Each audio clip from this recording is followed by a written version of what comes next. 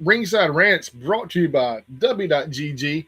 Get your W energy drinks on if you like W or whatever. If you like whatever energy drink you drink, C4, whatever, W kills it.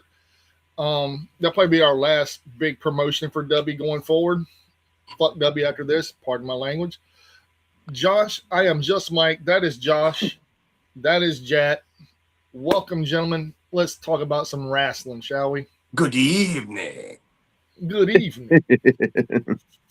Hold on. This is the first time on a Friday night since we started this ever we are going live. Ever for Jericho. Mm-hmm. Again. Again. Welcome, country. How are you, brother? Yep. And tonight's going to be a news show. We're going to talk about World of Wrestling, all kind of news, behind the scenes stuff. That's what Friday nights are going to end up evolving into more than the other nights because it is the end of the week. We need a theme song right here. Somebody do something. All right, never mind. Ding, ding, ding, ding, ding, ding, ding. There you go. It'll happen in the future. Maybe. All right, Josh, that was terrible. All right. It don't matter, bro. Anyway. It doesn't matter. It doesn't matter. So let's start off with the big news of the week. That everybody knew it was happening even before they showed up on their new TV deal. EC3 is showing up tomorrow night at Rebellion. That's not the big news of the night. That is the biggest news. That is not by far not the biggest news of the week. Biggest pile of crap news. Yeah, the biggest news of the week, which we will get into, is TNA and Silva cock blocking AEW's wrestlers because he's pissed and his own wrestlers. Dude, he's so mad, bro. That is the real big news. Are we done with EC3 right now? We done with that? That's how important that was. Good, that's done. Throw it out. The real big news of the week. Yeah. Here we go. EC3 to TNA. If I had a wet black cat, I would light it and it would fizzle out my finger, and that's how we would celebrate this news. Yeah. Not even one single firecracker boom. Huge pop, right? Yeah. No, very, very much the opposite. Who's gonna get a huge pop? Right. It's gonna go shh. Yes, Carlos Silva angry because AEW ran against TNA on a single night. It's now told, just in case any of you people watching don't know what's going on, AEW talent are not AEW, TNA talent are not supposedly, we'll get into why I'm saying supposedly, Mike will tell you all about it, not going to be allowed to have their indie matches with AEW talent. Everybody else is fun, but not AEW talent. But TNA doesn't have contracts. Make it make sense. They did. Admit to what they said. We don't care. Yeah, that's not. Yeah, well, so the first person who got screwed on this in order is Moose. Now, I do not know exactly who he was cleared for wrestling. He was going to fight somebody, and this was supposed to be coming up within like a month or soon or 2 weeks. Mm-hmm. And he's the first guy that got pissed off. Then you had Nick Nemeth supposed to be dancing with MJF. And MJF is very pissed about this already. He still wants it to happen. And Nick Nemeth is not exactly cutting backflips over this news either. No. Nobody's cutting backflips over this news. Nope. And I'm going to tell you what's going on, man. And this is the God's honest truth. And you can say whatever. People can feel however. This is the God's honest truth. Carlos Silva got butthurt. And as soon as he got butthurt, he was like, well, I don't know what I should do or what I can do, but I'm going to hinder people out there making money. So if you're not working for my company or showing up on our pay-per-views or showing up on our TV tapings, here's what I got for you. Absolutely a big fat check of nothing, .00.00. Because I don't fucking care. Right. And the problem, that's his personal opinion. The problem behind the scenes reality in life here is AEW talent. I keep saying AEW. TNA talent do not have contracts. All right. They're paid by appearance. All of them. And they're told, well, if you don't like what we pay you, go off into the indies and make money. Not all of them are pay per appearance. Some of them actually have contracts. All 10 of them? The Hardys have a contract. Of course, you wouldn't have them. I think Santana has a contract. It ends in the summer of this year. There's rumors of him going to WWE. Which makes sense. EC3 coming in. There's no telling how long he's been under contract. Who knows if he even has a contract, because that man can't even control his own narrative. I said that. I said that. Damn. Phil would love that, by the way. Yeah. Also, Phil is supposed to be cutting a rant tomorrow that will be, don't ask me how this is working. Phil is cutting a rant about what we're talking about now, which was supposed to be uploaded to the channel tomorrow, fall, as a nice bonus for everyone. Oh, wow. So Phil's doing a thing on his own tomorrow. Phil is supposed to be doing a personalized rant on what we are talking about right now. That's why it's the real big news of the week. Holy shit. Phil is supposed to be doing a rant and sending that to Mike. So that's supposed to be a bone. If everything goes to plan, tomorrow, Ringside Rants fans, you'll be getting Spicy Phil one-on-one in a special rant. But the thing is, he can do it himself. He don't have to send me anything. Well, we'll get into that later. Let's let him get it done. Let him get it done. Yeah. Let him get his stuff done. Get it done. Get it done. But here we are talking about TNA doing the thing that they should not be doing. And yeah, I think can we all agree across the board? This is bad for TNA, Carlos Silva, and this is just a bad business move by TNA. Yeah, horribly bad. And I'll tell you why it's horribly bad. It takes away dream matches at places like WrestleCon and major indies across the nation. It takes money out of the talent's pocket. That is never a good thing. Dude, and I'm gonna be honest, man. These guys are not wrestling for like $20 or $30. They're wrestling for these are the bigger names on the indies and some AEW talent. This is going to be the highest paid people on some of these cards. So they're not losing $50, $100 here, and traveling up. This is more serious than that. This hurts TNA. This hurts Carlos Silva, and it's going to make a lot of his talent want to get the hell out of them. Dude, a lot of people are leaving already. With it being said, not to change the big gears, but I heard rumors. Go ahead. I'd like to get into something else about this before we get off the subject. But go ahead. Yeah, I'm changing gears on this on the aspect of what they're doing. Mike started in a second. Yeah, they're trying to promote more women on the television show. And if you noticed, did you watch last night, Josh? What, TNA? Yeah. No. I'm done.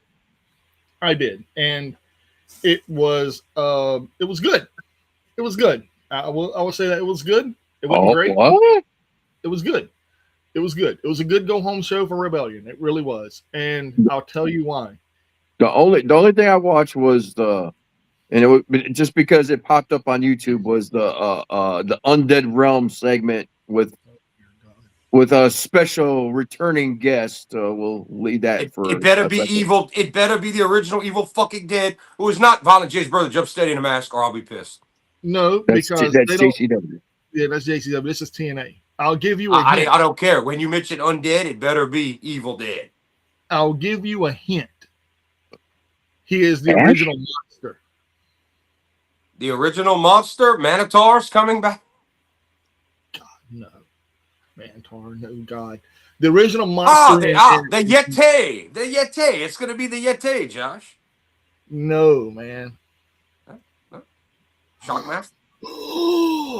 That was his big thing when he shows up and am I right, Josh? You know what I'm talking about. Yes. Didn't Rusev used to do that? Machka! Rusev? No. I will tell you his biggest line whenever he was with this person. I'm sorry, Father. Luchasaurus? Nope. Jesus, man. You never watched old school TNA, man. No, I did not. It was not available on any television or anywhere. I thought someone brought a tape one day in 2004 to work. TNA was not known by. We knew nothing about TNA. Time out. A tape? You sure a VHS tape he taped off of television to show us this new thing called TNA with the old WCW guys and some new people. Oh dear God, that was right before. That was right before they went to pay-per-view. This is back when they said you had to, I don't know how he got it. And this is before you had to buy every episode too. No. They started off with everything you had to buy. The very first episode was $9.99. I remember. That's how this was then. Oh, it was before that or after that? This was during that because Marco Polo obviously bought the show.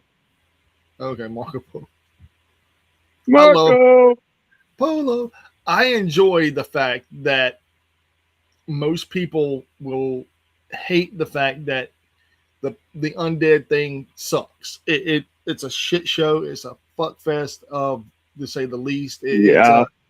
I figured it out. I figured it out, Mike. I know who you said came back. The ECW WWE Zombie. I figured it out, Josh. We got it. All right, I'm long enough. Good night, everybody. It was nice being on. I will say this. To give you a big hint, he wrestled Sabu in a no-rope barbed wire match. An original monster that wrestled Sabu. In a no-rope barbed wire match in TNA. Well, it wasn't one-man gang because he ain't around no more. He's still living, man. Come on. Be nice. And Pitbull number what was 1 or 2 that died? Shit, I think both of them are dead. No, I think one's still living. I think 2 died. But no, he never talked. Abyss? No, Abyss talked. Yeah. There you go. He finally got it. Jesus. Actually, Abyss doesn't work for WWE anymore backstage. They fired. Yes, he does. But they have a partnership with TNA, so it don't really matter. Okay, I will never put Abyss and Original Monster in the same sense in my life ever from this day. Well, he was the original TNA Monster. That's great. Manitar happened before him. But he never wrestled in TNA. No, well, it's TNA, bro. Come on. Ooh, Danhausen. Breaking news. Danhausen is about to have his first WWE match tonight. Speaking of, for everyone on the podcast, who told y'all a week to 2 weeks ago Danhausen would be on the Sphere and the Blimp for Vegas? This guy. Not yet. Not yet. They're working. They're working on it. Oh, if they mentioned it, it's gonna happen. Danhausen's face. He will be the face of WWE. Just to piss off all your friends that don't like Danhausen, everybody. Make sure you tell them Danhausen will be the face of WrestleMania on the Sphere. Oh yeah. But I will say this. Very large, very evil, very round. I will say this. Okay, we got to get back to TNA here. We're filling. We're filling off. Right? Okay, well, you're the one that mentioned that you did it, Josh. You mentioned Danhausen. No, well, I did say breaking news. Danhausen about to make it a debut. Well, fly that squirrel for yourself, and I'm going to get back to TNA because I got no squirrel. I got that. Yeah, all right. Well, fly the bottle. But anyway, here's what I want to talk about. All right, this already has future implications. Do we think that could this be? And we know that everybody from TNA is not going to go run and get a Tony Khan contract. Maybe one if we're lucky. Do we think this could be a great foothold for MLW with this big screw up right here to get their hands on some TNA talent and move forward? Could this be a good opportunity for MLW to get into that ballpark of fighting or being on the same level as TNA, which they're only this far apart? This could be a good thing. Yeah. Yeah, that could be a very good thing, because MLW and GCW are more on the same level with TNA. As much as y'all hate them, this much because of the TV deal are right here. Just that much higher. But this could be a good opportunity for MLW to swoop in and grab some worthy talent. Unless Santana may go to WWE, Tony Khan might take a person, if that. He's not going to take those people on that roster. But this could be a great opportunity for MLW to get their hands on a Mustafa Ali and friends or some good talent. Well, Mustafa. Well, Mustafa. Yeah, actually, that's probably the one that bounces around from everything. Mustafa goes to like GCW and all that, GCW and Hog. With the character work we saw live, that Yeah. Mustafa Ali is pulling off now, plus his in-ring talent. Don't tell me that man could not be an MLW champion, top champion. Oh yeah. I could see him going to that. I could definitely. Matter of fact, he is gonna be coming next weekend to Warrior Wrestling in Chicago. Well, he's a Chicago native, so. But I'm just saying, just as an example, just one name right there. This could be a hell of a way, unintentionally, MLW could get a foot up and get closer to equaling TNA. This could be very good for them. Mm-hmm. Not just for MLW, it could be good for GCW, it could be for Him JCW. as well, but I know that MLW would probably offer about at least a good 5. I mean, let's take a Moose. Moose is cleared for action, so he's not injured. If Moose decides I'm not dealing with this TNA BS, I mean, what if he does the Indies? What if he signs with MLW? What if you see him in a GCW? I mean, not in the extreme capabilities, but yeah, this could be very positive. These are names that can move your needle. This could help. I will say this about the whole fiasco of TNA doing what they're doing. It is bringing eyes to the product, and not in a good way. But everybody says, any publicity is good publicity, no matter if I it's don't good believe in that. I don't believe in that. I don't either, but they're talking. Everybody's talking about your company. Everybody's talking about how good it could be or how bad it could be. Right. We went to the show, 2 weeks ago now? We're 2 weeks away from what we went to. Yep. It was a shit show.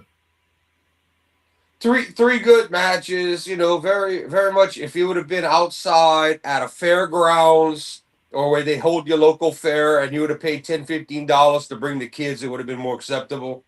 Yeah. I mean, short of that, and we only paid I'm averaging about $50 a person, just the tickets to get into the building. Mm-hmm. Anything more than that, I'd have raised hell. I told the guys, I'll see y'all when y'all get. You can ask Mike. Took him about 2-3 weeks to convince me to actually go to the show because I knew it was going to be a shit show. True story. And the main reason I went was because they were going, and we all wanted to go to the show together and hang out and give them hell, which that kind of happened. I mean, we tried to get kicked out, or Mike tried to get kicked out. Oh yeah, Mike was there. Mike was the resident heel on demand at that show. Dude, I even got looks from across the other way, dude, whenever Ricky Sosa showed up, and I'm like, why should we care? And everybody was like, I was like, ha. And you could actually hear it get over on the actual pay-per-view. Yeah, because honestly, it's like, first of all, it was like, who the heck is Ricky Sosa? It could have almost started a "Who Are You" chant. I mean, the whole entire process of introducing him as the next talent, they could have had a match. In my opinion, we didn't have a chance to get into anything more serious than that. If anybody or Mike or any of us were going to get kicked out, I said if they're going to do it, that would have been the time because they're showing off a new talent. They're live on pay-per-view, and Mike's just pretty much shits and pisses all over this guy. So I was like, if no one gets told calm down or anything for this, they ain't doing us a fuck. No. Yeah. We got some stairs by Carlos Silva. Like the best one was Mike. Yeah. That was the best one because if you go back and watch it, when that happened, he even stopped and looked like, "What the fuck?" Can you hear that on the paper? Yes. No, I was hoping it would take. It's irritating as shit, but I was hoping it would take off and people would start doing it at every show. They didn't. They didn't do it the next 2 weeks, man, or the next 2 taping or the tapings or whatever. They didn't do it because we wasn't there. And dude, man, I think if we would have took the taping tickets, man, we would have fucked some shit up. Well, yeah. Also, less people at the show. We haven't got a final count. Well, I don't know how we know of how many people after they try to pad the place. How many people would have actually been there the next night? 956 people paid for the tickets for the second night. That's less than half. Okay, well, so the building held over. So the whole building will be in the small arena held near 2,000 people. 2,400.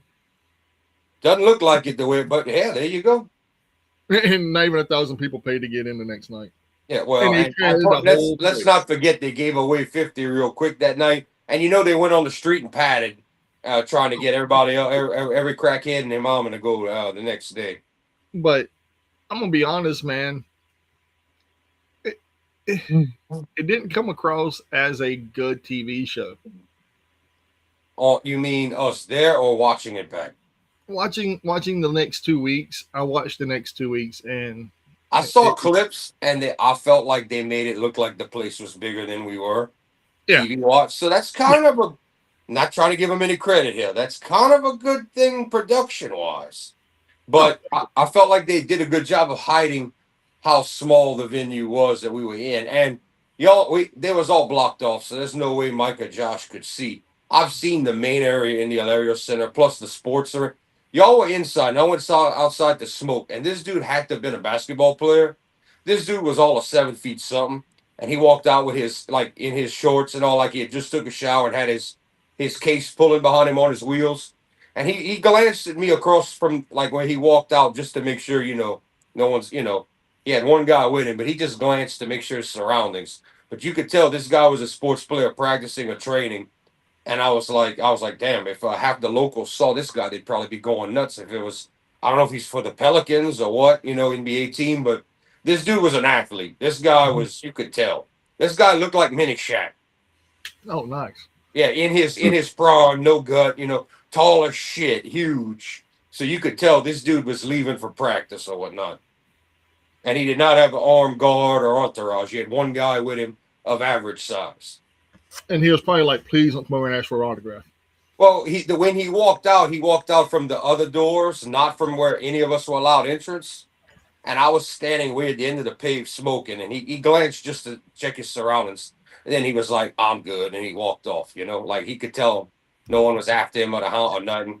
But yeah, the way he came out while the show was going on, no one knew. They couldn't see him, but 10 to 1, a lot of those locals would have probably went nuts seeing one of their players.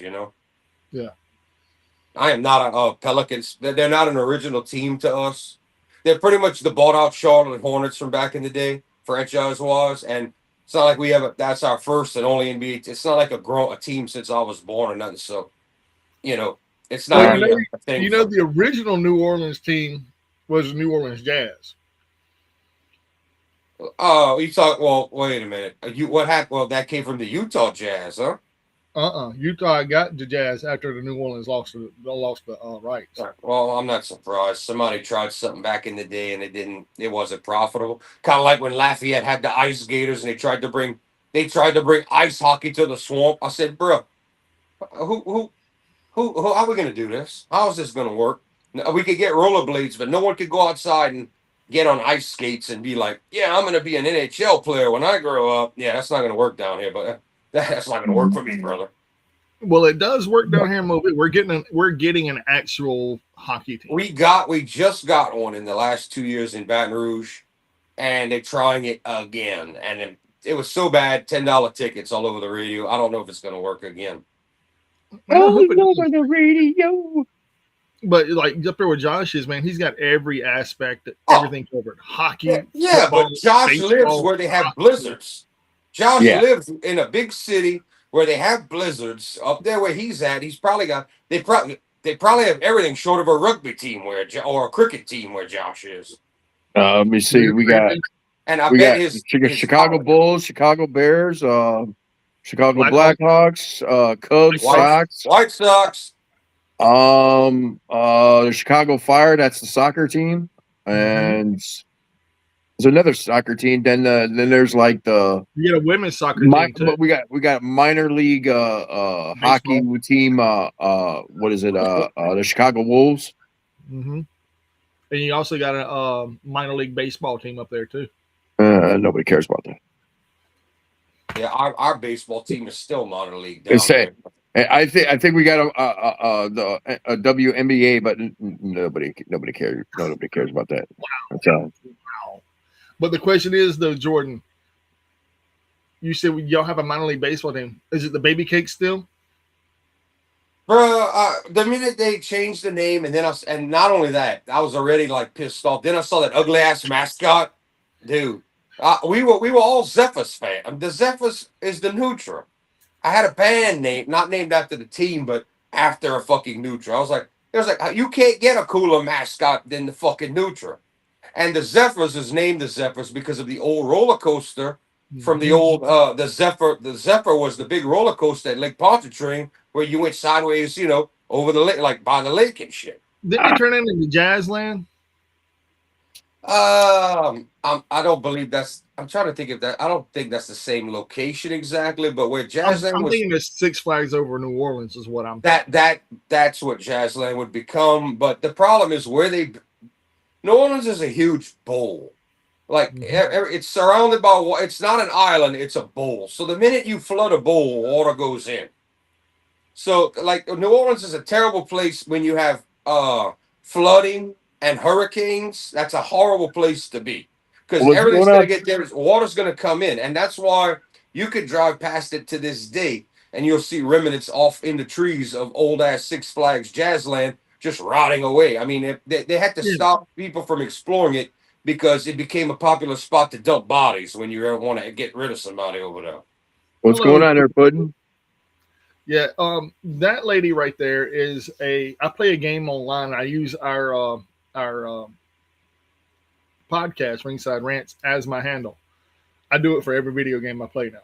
And we're in an alliance together. And she was like, "Really? You have a YouTube channel?" I was like, yeah, this is what we do. We talk about wrestling and we talk about everything in general. And she was like, "I'm going to check it out." And then she subscribed and sent a comment on one of our videos. And she said, "I'm going to watch y'all tonight." And boom, there she is. Yes. Well, welcome if it's your first time. This is our first Friday going live. So I don't think a lot of people are familiar yet. We tried to give them the schedule earlier this week, but we got rid of Tuesdays and we're doing Fridays now for news and general stuff. So Monday, Wednesday, Friday. It's gonna have to catch on first, but we'll see if a few people get alerted. All right, so I know we got way off the top of off a subject with TNA. I think we just about got it covered. It's time to move on to the next thing. Yeah.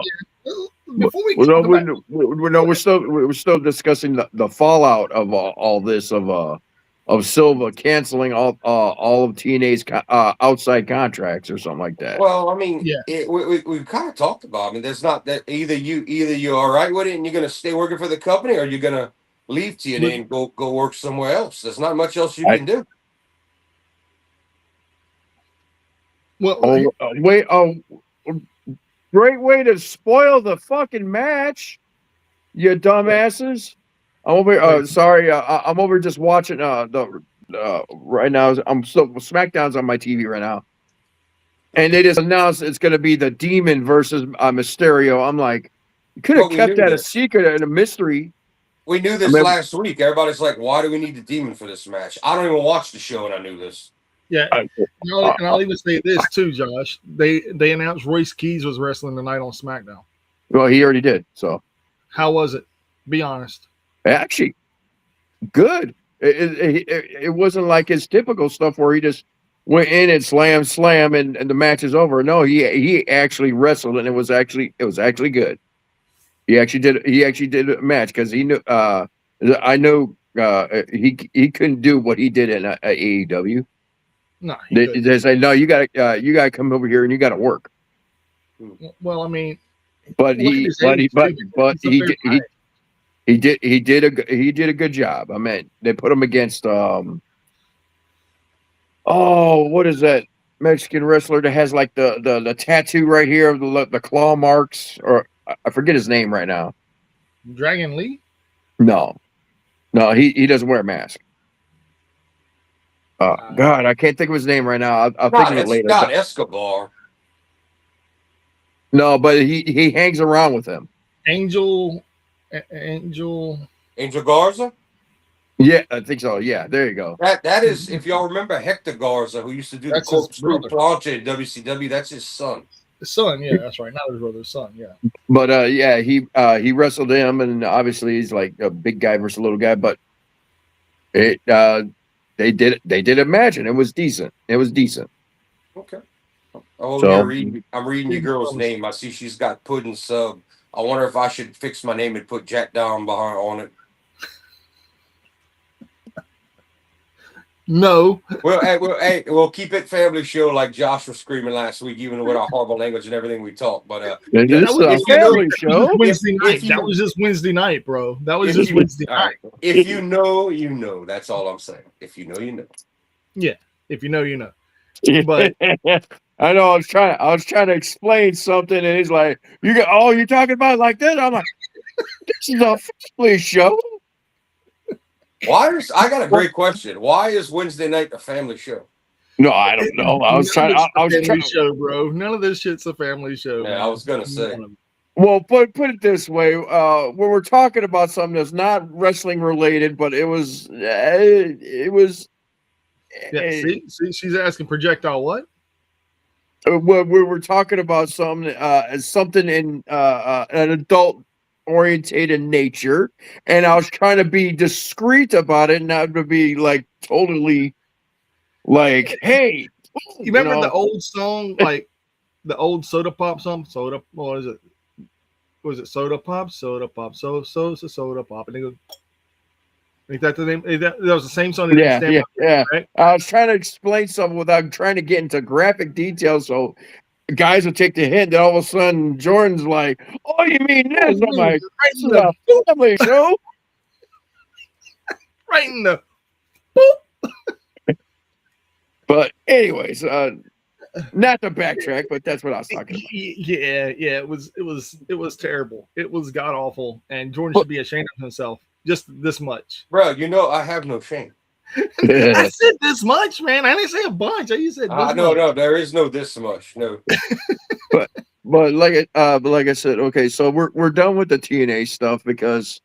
But there's something I want to talk about that happened in Chicago last week, and it reflects on in your, yes, because they shut down all wrestling. Yes, and I've been there. I've been to this place a couple times, and let me tell you something. It's I could see how someone could get a weapon in there. There's no security. It's not like they're doing pat downs either. No. And man, heck, I think I snuck. I think one time I went in there and I snuck in a beer. I'm not even asking where you hid the beer. It was in my. Is this in my? I'll bet it was in something. All right. Hello. Wow, bro. Wow, he is calling you. Oh heck no, man! First of all, one thing, I am turtle tight.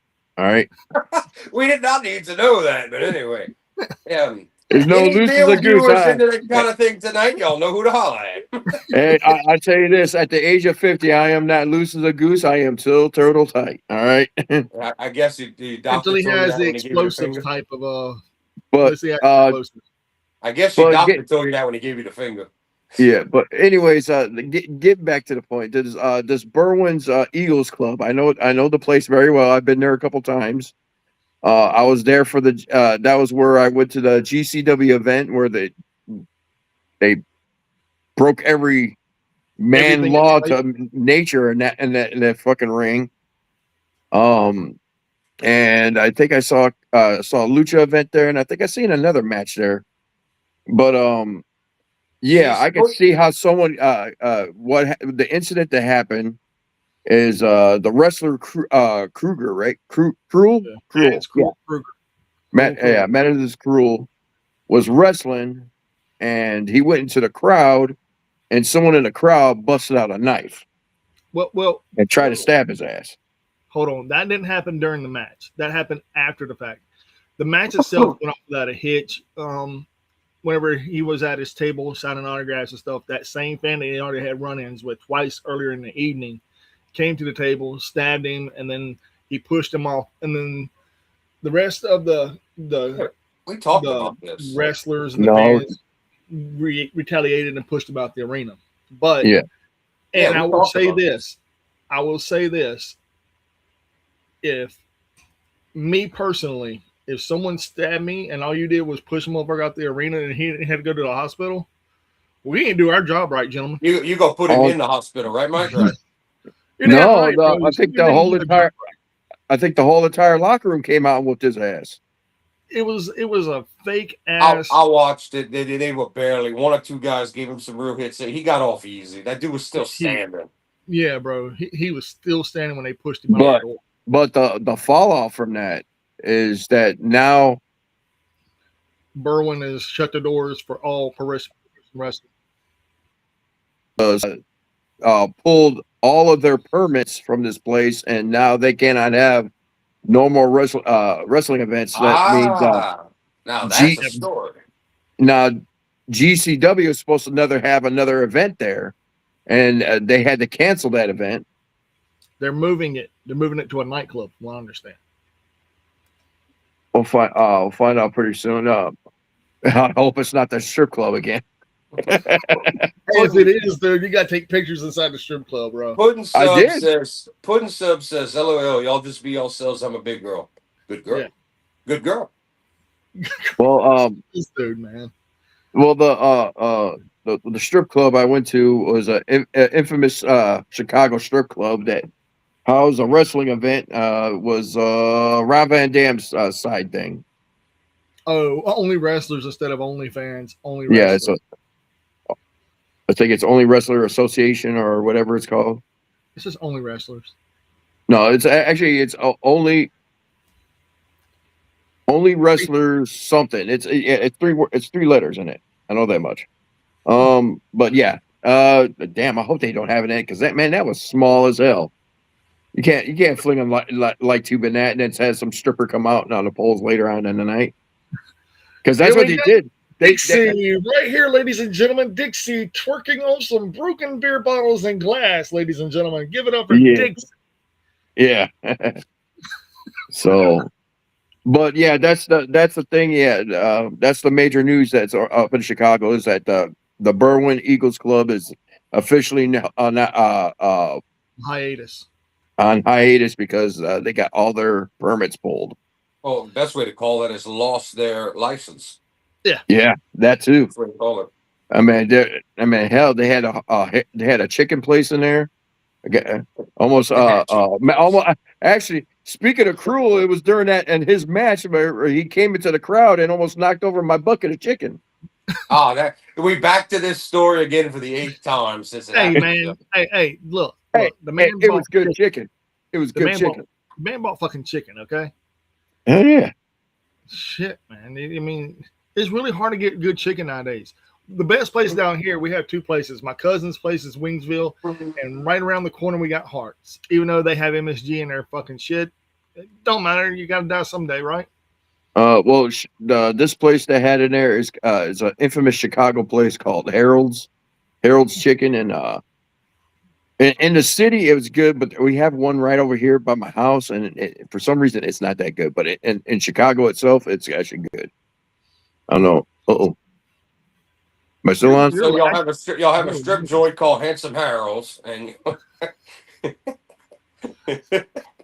wow. Handsome Harold, bald-headed guy with a bozo top going. No, how you knew he was bald-headed, Mike? I knew that too. How you knew he was bald-headed? Popeyes. Popeyes has got really, really good red beans and rice and dirty rice. It depends on the location because some of them taste like garbage. It depends on the. I'm from the home of Popeyes, so come on now. Yeah, she's actually from Texas, believe it or not. Oh wow! She said, "Girl, you know that y'all's big one out with a chain churches murders Popeyes if you're in Texas. Texas, for some reason, their church's chicken." Even though that's where it was originated from. Today it's owned by both, but the best place if you're gonna eat at a church is eat at one in Texas. Dude, we got one. We have one, and every one of them are in the ghetto, and they got closed down. I'm not surprised. They had one over there where we went to the wrestling show and had plywood all over the glass serving chicken. Yeah, we had a church's chicken, and they got shut down, and now it's a taco place. Is it Del Taco? It's good tacos. It's good tacos. I was gonna say I bet it's some of the best tacos you ever had. If they it's in the hood. It's in the hood. Yeah, you know what? Yeah. Hey, you can't go wrong with that, bro. You can't go wrong with that. You gotta have good food, or you ain't gonna make no money in the hood. Yep. Yeah. Well, that's the thing. That's always the saying. Is like if you want good Mexican food, you got to go into the hood. I'm sorry. No, you gotta go to a place where there's real Mexicano. You gotta get some real shit. We talk about everything on this fucking podcast. Like we'll talk about wrestling, and then we'll talk about food, and then churches. Girl, what part of Texas you from? I don't know. I didn't ask. I'm asking her because if she has to drive 45 minutes just to get to Popeye. She's got to be in a very rural area of Texas. Just like you, bro. Just in the middle of bumfucked Egypt. Bro, 20-minute drive for me. I could get to normal places. Not 45, not an hour. Josh. Remember we went and driving for 20 minutes one way, and where did we end up at? Waffle House. Yeah, I told 6 people this story and they laughed. They said, "What's wrong with that dude driving? He went in the complete wrong direction." Well, know what I blame? I blame GPS because it was the first Waffle House I said, well, nearest Waffle House. It gave me that one. And that's ridiculous because y'all could have got a Waffle House right on y'all way to the city. See, Jordan lives in a city that's basically his last name. I mean, even though it ain't his last name, but every street we pass basically has something to do with his last name. Not at one street. One street has my last name. I don't even live on it because I own my own street. You know what? The messed up part is that's actually true. Yeah, it is very true. And so I'm like, we ain't here to bullshit y'all. We give you a lot of facts because we love y'all. Not really. Kingpin Jordan. That's what we're gonna call you from now on, man. Instead of Jack, you're Kingpin Jordan. But getting back to what we're talking about, yeah. So the Eagles Club, yeah, is officially shut down for wrestling and probably boxing and whatever events they hold in there. Any combat sports, done. And there are a lot of pissed off wrestlers, and there's a lot of pissed off fans. What's up, Tyler? And there's a lot of pissed off people in that, I call it the Southwest area of Chicago. Everybody's mad. Yeah. Oh yeah, because it was not a bad place, but like I said, it's sketchy. Like I said, when you walk in, there's security guards there, but there's not. It's just like, I could have come in with a bunch of weapons just for like the match. I'm like, go ahead. I love how Josh says sketchy and don't even realize where y'all brought him downtown in NOLA. Everything surrounding him was sketchy. I know that. Bourbon Street wasn't that bad during the daytime, man. At nighttime, it gets kind of funky, but during the daytime, it ain't that bad. Yeah. You have no idea how many pickpockets and this and that was right standing next to you. Oh, dude. Everybody around us was a 21-year-old frat kid just trying to get laid by their girlfriend because they were on Bourbon Street. Am I wrong, Josh? That's what we mainly saw. Am I right or wrong? Pretty much, yeah. It was all bunch of young people and everything, and hustle. And the hustlers were out. The hustlers were out. Some old lady wanted to change shirts with Josh. That was a story. She wanted my Sting RoboCop shirt. Yeah, she had a booby shirt. She's like, I want that shirt, and he's like, nah, I'm good. He's like, nah, I'm good. I was like, oh yeah, we want to see no real boobies today. Yeah, we're good. She's like, I'll show him if you just. He's like, no, I'm good. Appreciate it. Nah, man, there was some saggy ones rolled up.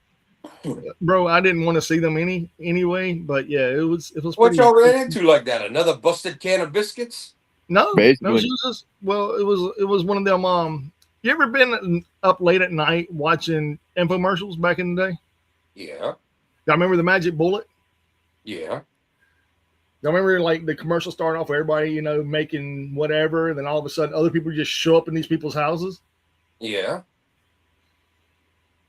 What do you call those type of people? The old lady that tells you, oh, buy this product because I love it and I use it in my house and she's lying? Fucking swingers, dude. Wow.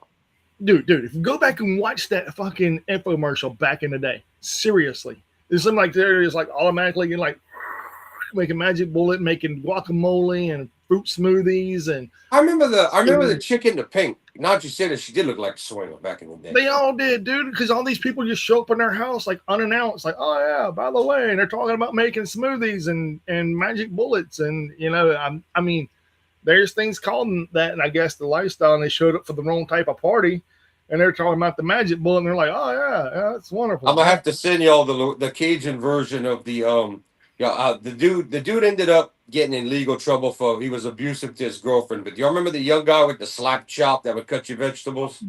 Dude, remember the ShamWow guy? Well, I'm about to send y'all the Cajun version is the payao. I'm gonna have to send y'all that. Ow! No, But no, remember, I'm gonna have remember to the send y'all that ShamWow? one. Remember the ShamWow?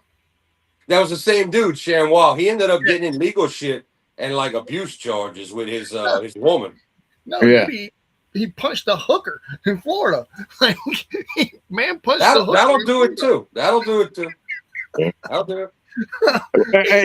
And he played off on it, and it worked. He's like, God almighty, dude. Yeah. But okay, Y'all ready to But- get into some? We have some news on some people. Y'all ready to get into something else? Tyler's Look, excited for. while we're in this subject, let's talk about someone that we really despise as a human being. Yes. I hope you're going. I think you're going where I wanted to go. Speaking of domestic abuse, Alberto Del Rio / Alberto Del Patron, whatever the fuck you want to call him. yet again locked up and bullshit for domestic abuse. This time he may spend life in jail. Remember the song? I'm locked up, they won't let me out. That dude is going away for life. At least 20 years, we know. We don't know. It's possibility for life, but we don't know. At least We 20 haven't years. been charged yet, but there's a possibility he could be looking at 20 to life. Yeah. What, did he kill someone? Remember the song from Skid Row, 18 to Life? Switch them 20 to life, baby. Yeah, there we go. But we're going to have to change the lyrics with Del Rio. We're going to have to call it 40-something to life. Yeah, for real. Yeah, Del Rio's got some age on him now, but that don't stop him from being A douchebag. I thought there was a shooting. I'm sorry. I got distracted. I thought there was a shooting outside my house. I forgot there's a high school right over there, and I guess there's a football game or something. A bunch of fireworks going off. And during summer? That's a lot of fireworks, shit. unload the clip. No, I know the difference between a gunshot and a firework.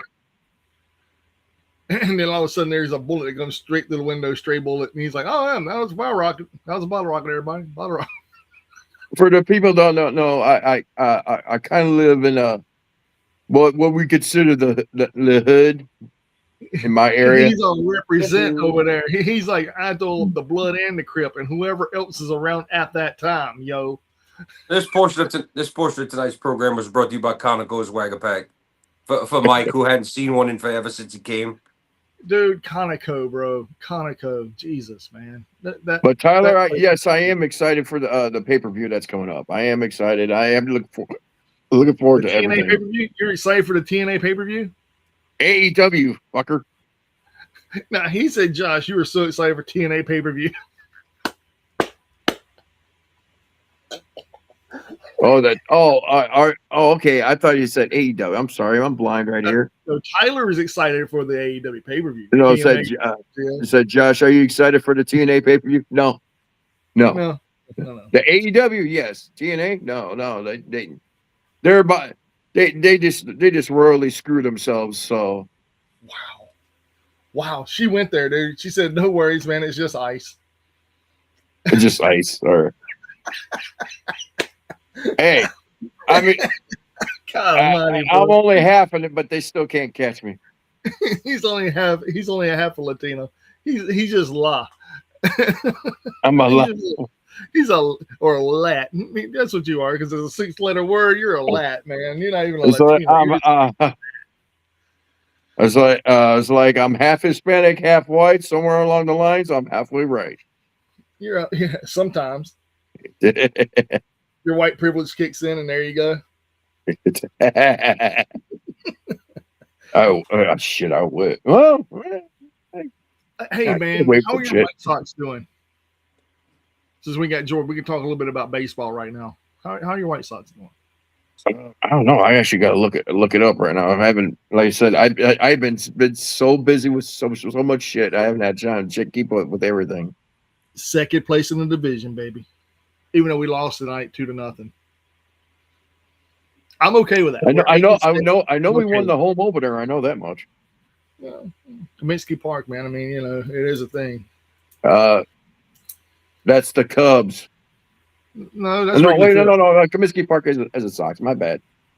Dude, I know the difference. Wrigley Field is the Cubs, bro. I would never disrespect you on that aspect because I know my differences. I'm a White Sox fan more than I am a Cubs fan. Yeah. And what are you drinking? I switched out from soft drink to Mexico's Bohemia, which this kills Modelo, just for the record. Oh, you put some tahini in it tonight?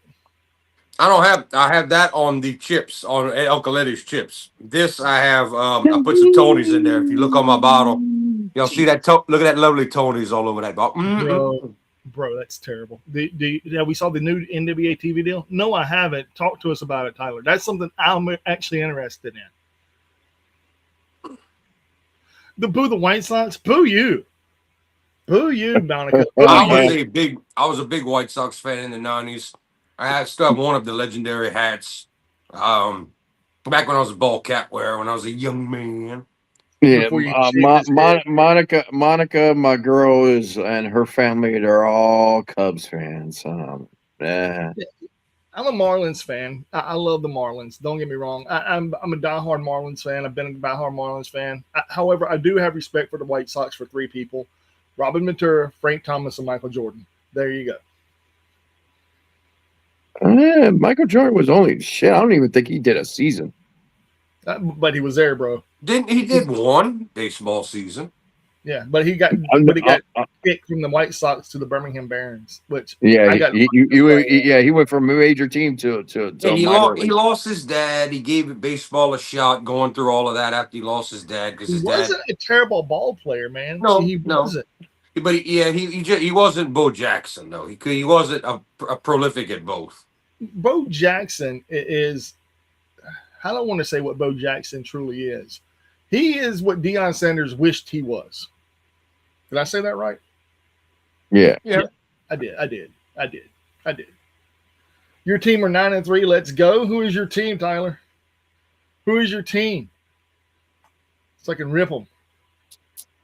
Better not be the fucking Yanks. Better not be the Yankees.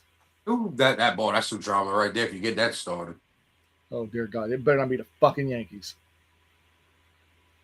I hear the Braves are doing good this year. I don't even want to talk about that shithole team either. They're in my division. Fuck that division. They started off rough, but supposedly they're looking pretty good this year. So they're a half game ahead of us, man. I don't even want to talk about that. They're a half game ahead of us. Of y'all. Other teams aren't doing so hot. Fuck no, the Phillies suck. The Washington Nationals suck. The other team. Your boy was having a fit about the Phillies on another podcast earlier this week. He was like, "Yeah, I think they have 2 wins." You know what? I'll tell you this about the Dodgers. Y'all are the National League version of the Yankees. Fuck the Dodgers. The only person you have worth the shit is Shohei Ohtani. Fuck the Dodgers. Hey, you know what I want to see one day, even though it's just kind of probably some enemies of Josh up there. Just because I know it's Pittsburgh, but I just want to see the Pirates do good again one day because I like Pirates. Pirates are no, they're not friends with Josh. They're not in the same division. No. But I just know how it is up there in the north to northeast. Everybody's like, "Fuck you, bro. Fuck you." No. Josh is Wrigleyville. Really, you're going to move the Wrigley?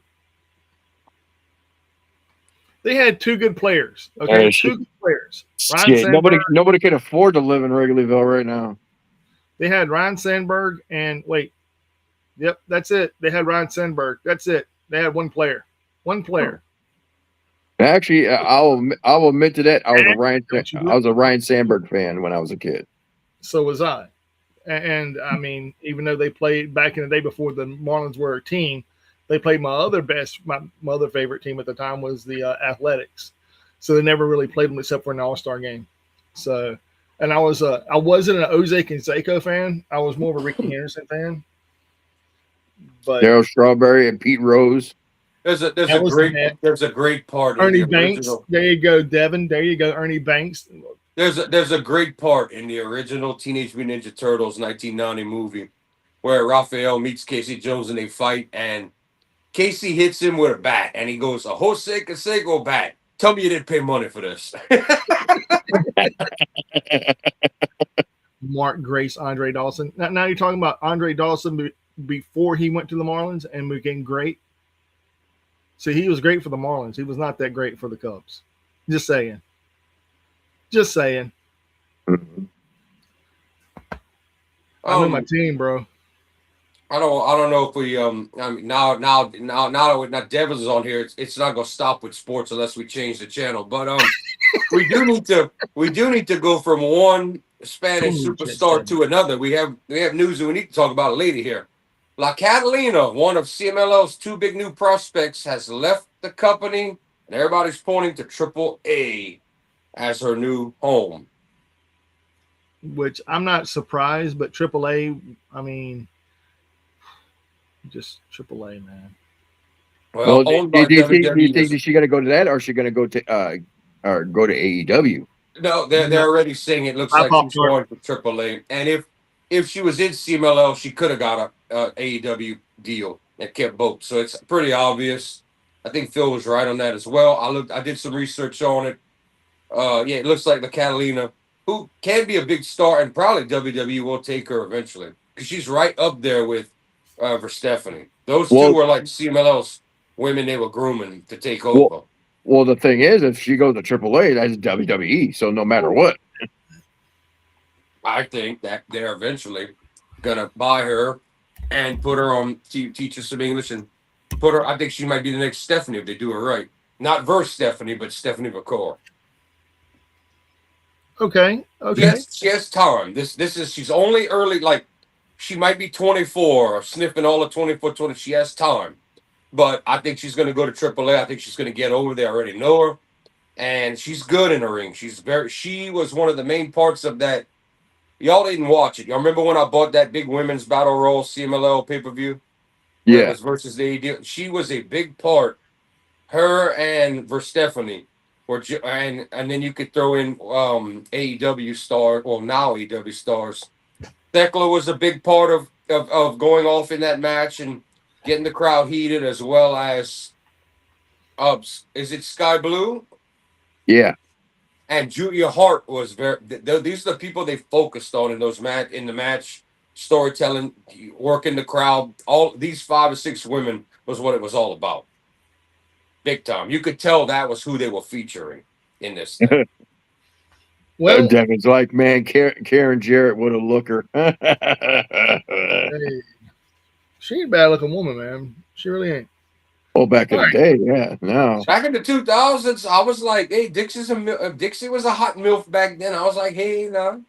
No, Dixie was not. No. Dixie was a hot lady, man. Yeah, in the 2000s. Well, Dixie, yeah, you put a bag. You put a bag on her face, yeah. Oh, come on, Josh. You're 52 now. Man. I mean, come on. Like, 40 something, early 50s. Dixie looked good, man. NWA Power is getting a new television home during the NWA Crockett Cup event on April 4th. NWA broadcaster Joe Gallia announced that Power will soon be airing on the Sinclair Broadcasting Network, specifically on Comic, the science fiction broadcast network under Sinclair's umbrella. No premiere date or further scheduling details were provided at the time of the announcement. Power currently airs on the Roku Sports channel and has previously found homes on YouTube, Twitter, the CW app, and Fight TV. The move to Sinclair represents a notable shift for the show given Sinclair's long history with professional wrestling. The company owned Ring of Honor for many years after acquiring it in 2011, with Ring of Honor TV airing on Sinclair's CW and My Network TV affiliates during that period. So, yeah, I mean, I'm okay with that, I guess. I mean, if they don't know when they're going to go, I mean, then it's kind of like they're up in the air like whenever they were supposed to go to the CW network. Great to see everybody in the chat, by the way, on our new Friday schedule. So, everybody just coming in. Good to see y'all, first of all. Second, this is going to be our end of the week news wrap-up show. Mondays is going to be focused on Raw, what's going on, wrestling stuff. And whatever pay-per-view happened. Mike and Josh are talking about, we did a Wednesday this week. I might not be on every Wednesday, but they're going to come on and maybe any extremely important news plus cover Dynamite and all that good stuff for y'all. So I don't know if they're going to keep Wednesday or Thursday or whatnot, but it's kind of just something we ought to have in the middle of the week. Friday's going to be our new Tuesday, and that'll give us more days to cover what's going on in the wrestling world and all that good stuff. Plus, tomorrow, if he gets it done, Spicy Phil's supposed to be uploading a rant to the channel about, we talked about earlier, the big news, the Carlos Silva TNA blocking of letting their talent wrestle AEW talent because he's got a hair up his ass. You can always go back and catch up on that later. We already talked about it. Yeah. There's your And like and support the channel. Cost you 0 dimes. 0 dimes. I want y'all to take a look at that like button. I want y'all to take a look at it hard, hard. And I want the most vicious Dusty Rhodes elbow you can deliver. Smash that like button as hard as you can. no, It I helps want out it the better. channel. I want it better. Do a Macho Man flying elbow drop from the top rope. That would be just fine as well. Crack a rib like Macho. Hell yeah. But the legend, Dusty Rhodes, you can't go wrong with it, baby. Well, But I did actually answering Devin's question. I did see the Pat McAfee promo done, and it was horrible. It was bad. It was worse. The comments since that went up live worse than last week. yeah. Worse. And they even had Worse. J-Roll involved in this, whatever the fuck, man. Yeah. But We already just. I know he did an interview tonight on SmackDown. They could talk about it if they want, but we covered the whole debacle and how the world is shitting all over this Monday. We covered that on the Monday show. WWE is in the shitter right now. AEW is not doing terrific because the Wednesday night people are not happy with the boring promo, 10-minute promo of Omega, and MGF couldn't even save it. So they said very boring. I know Mike and Josh don't agree. The comments from a lot of people very boring Dynamite Wednesday. The whole show. Really? That is comments. Although yeah, a lot of people Dude. are not thrilled. I didn't think it was. I didn't think it was boring. I thought it was actually a pretty good show. Dude, they started with a brawl in the back of the arena, dude, and then Yeah. Well, I like United Empire and them being involved. A lot of people are like who Thanks, which Anthony. we talked about this Wednesday. We talked about this. Thanks for sharing. Appreciate you. Thanks for sharing. Oh, thank you for that. Thank you. Yeah. Hey, You know what, if you know what, dude? You get an awesome thing for that. There you go. Yeah, I don't know why. I don't know. We have to figure out how the hell we send gifts and little gifts or whatnot and gifts and shit on here. We got some work to do.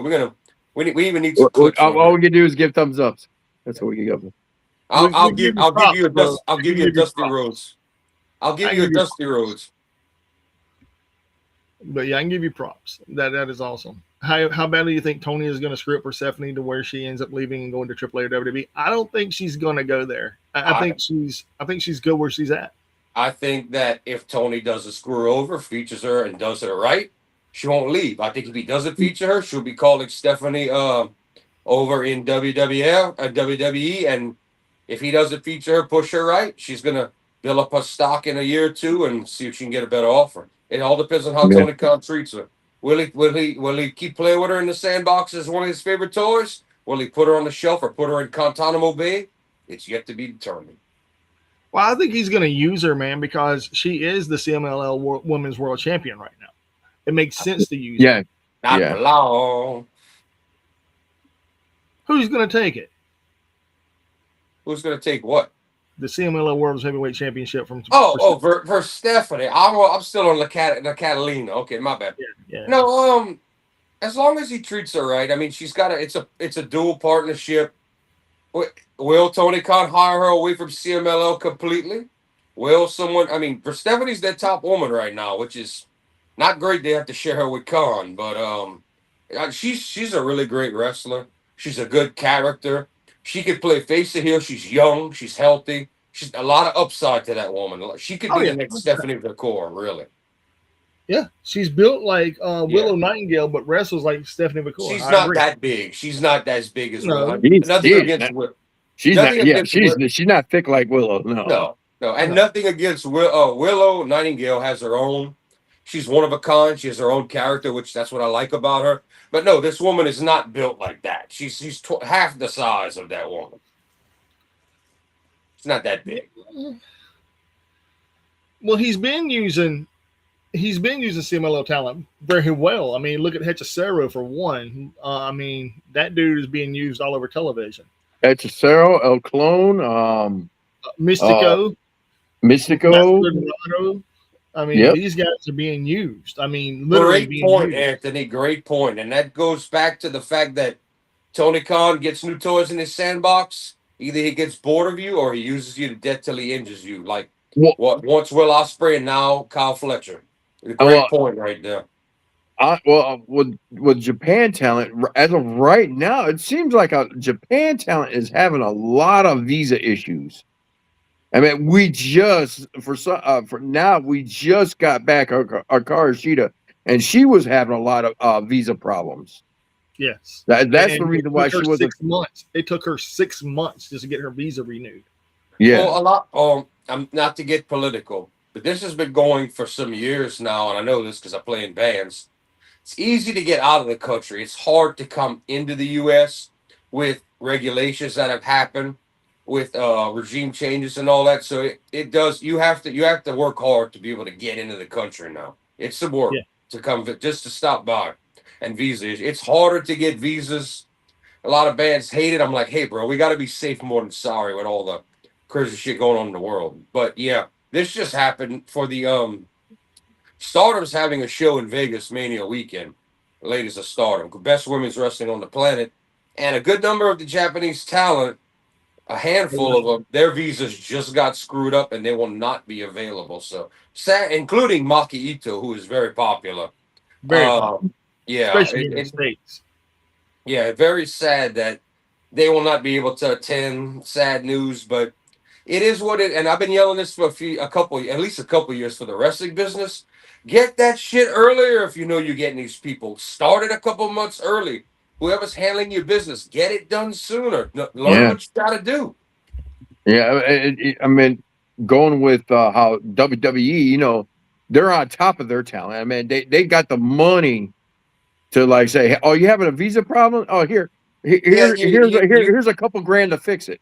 Not really, Josh. It's a little worse than that. You have to wait, and no one gets preferential treatment. But to get a work visa, WWE, let's be honest, they have better people in place to get it done the first Yeah. time you get it right. Whereas some of these people are like, okay, you need to get your visa. We put it on the show. Oh, okay. They work on that. Okay, you got it. Wait, there's a snag, and then they got to call up the company. Wait, I can't make. It's like no, get somebody better in charge of your legal, the talent and the companies. Get somebody better in charge to get this shit done. That's all I'm saying. Yeah. I'm going to switch gears here for a second, and I think Jordan, I think you know where I'm going to go with this. If you are a former wrestler or a wrestler in general, and you use someone's name, oh boy, well boy, yeah, I know where you're going. This is the pure mark for everyone watching. We ought to create a new segment. We ought to create like an ignoramus of the week or dumbass of the week segment. This is pretty stupid and a great lesson of common sense right here. Do your homework, people. Do your homework first. That's what I want to say. Do your fucking homework. Okay. I knew this. I've got it. This is it's a segment right here. We're going to call Jabroni of the Week. No. Fuck that. Stupid ass motherfucker of the month. Oh, no, well, we can't put that on a t-shirt. No, yeah. And if you ever get the show monetized, you'd have to drop that. So that's a dumb idea. Mike. Yeah, okay. Yeah, you're right. Yeah. All right, I got it. I pictured it. All right. Idiots who lack common sense. Too many words. All right. Jabroni of the Week would be just fine. Small enough to put on a t-shirt, one word of the week. I mean, that's all you need. But anyway, tell the story. We'll think about that later. Okay. Oh, how about ignorant white asshole? IWA. You are horrible at marketing. Yeah. Okay. Well, me and Jordan will come up with something. Yeah. Okay. For right now, the dumbass of the week. Okay. Here we go. Yeah. All right. Or even better yet, not even dumbass of the week. This right here has been going on for 12 years. So what do you want to classify that as? He's the idiot of the week. Let's go with it. Come on. I don't care what you want to call it. Okay, I want to hear the story. All right, okay. We're going around in circles. I want to hear this damn story already. Okay. I'm going to share the screen first. I have to share the screen. I'm going to share the name. I ain't going to say the name yet. I'm going to share the screen. You see the screen? No. You're asking Josh, who is half blind, to see text on a screen. Okay. The name is Vladimir Koloff. His real name is Carl Brantley. He is an American retired professional wrestler, best known by the ring name Vladimir Koloff, who played a fictional Russian character during his career. He competed in Extreme Championship Wrestling, Smoky Mountain Wrestling in Japan during the early 1990s. So, that is what you see. Does this name, anyone watching, and Josh, does that name ring a bell to anyone? Should. I know. What was it? Koloff. Ivan and Nikita. I met Ivan Koloff. I met Nikolai Koloff. There you go. All right. Well, there was another one. Okay. And his name was Vladimir Koloff. Yeah. Okay. This is not him. Okay. No. Now I'm going to show you this tab. This dude, let's go right here. This is the new Vladimir Koloff. He wrestles locally on the Gulf Coast, and he's trying to get bookings to land his stupid ass over in Las Vegas. No one has taken him in anywhere. He's lost bookings now because of the famous fact that he has ripped off an actual legend of the Koloff dynasty. And he is saying that, oh, it shouldn't matter because I've been doing it for 12 years. You're ignorant. That's where I want to say you're ignorant. And this guy claims, which that's when I laugh my ass off, that he's going to sue. Yeah. Because the guy actually trademarked Vladimir Koloff, and now he's like butthurt because he lost bookings and he can't get a wrestling gig outside of Louisiana, Alabama, and Mississippi. And the real Vladimir Koloff trademarked his own name. Yeah. The real former wrestler, Vladimir Koloff. Yeah. And he retired in 2001. And this guy started wrestling 12 years ago. So think of the math. How long the math goes. I mean, please do not use Steiner math, chat. We'll be here all day. Yeah, it's 2026. 2016, 2014 is when this dude debuted or started using the Vladimir Koloff name. 2014. And no one questioned it after all these years? Because here in the South, they all automatically thought that's who it was. Now, a very interesting point. If you look at where Mike has on the screen, this guy in real life actually claims to have been trained by Ivan Koloff, George Hines, and Bobby Fulton. Which I don't know the Hines dude, but Bobby Fulton is old school wrestler, and Ivan Koloff was the real deal. So maybe because he thinks he got the blessing from Ivan, that's fine. Ivan is not Vladimir, and obviously Vladimir is like the real Vladimir is like, bro. Well, this is the real Vladimir. This is the real Vladimir that got trained by Ivan Koloff. And okay, never. All right, great job of not explaining, Mike. Sorry. This is the real dude. This is the fake guy. This is the fake guy right here. All right, so this is the fake guy. This is the faker. Yeah, this guy does not have a leg to stand on. If Daniel Puder gave, or who was the one that was Daniel Puder with one leg? No, that's Zach Gowen. Zach Gowen, if he gave him his one good leg, he would not have a leg to stand on with this case. No, I mean, and people are like, "Oh, dude, I'm backing you 100%," but you forget all these people that are backing him. I could back you with a bucket of chicken, and it means nothing, dude. The thing is, I don't see you getting booked. And he's like, yeah, GCW is looking after me. I'm like, dude, the only GCW that booked you is the Gulf Coast Wrestling. Yeah. Okay. That's it. And that's a ripoff of Game Changer. Oh, we were before. Bullshit, you were before. Game Changer was before. They are the real OGs. Change your fucking name. Get it right.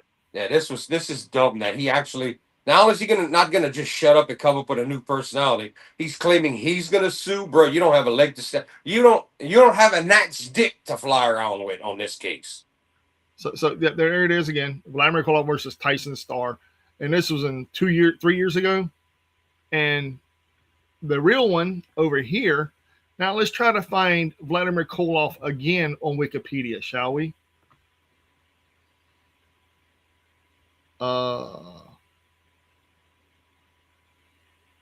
Wait, there isn't another one. Huh. There you go. There is no other Vladimir Koloff Wikipedia page. I'll wonder why.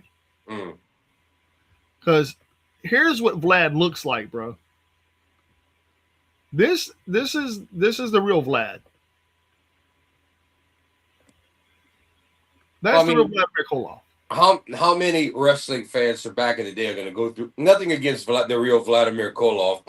How many people are going to remember this dude who was not the biggest star to go make up?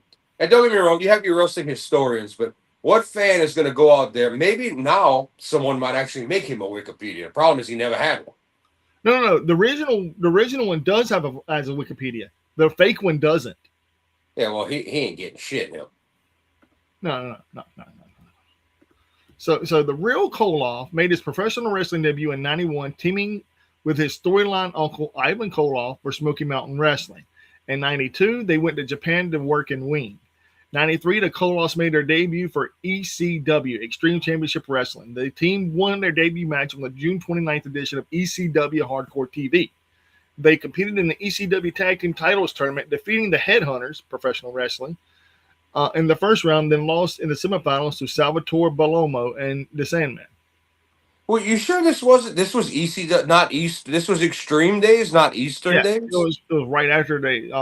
It was still EC. Well, Eastern in '93. That's whenever they had the NWA show in April. This is June. So whenever April happened, this is.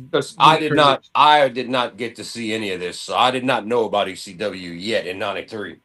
Right, '93 was that right after the spring. It went from Eastern to Extreme.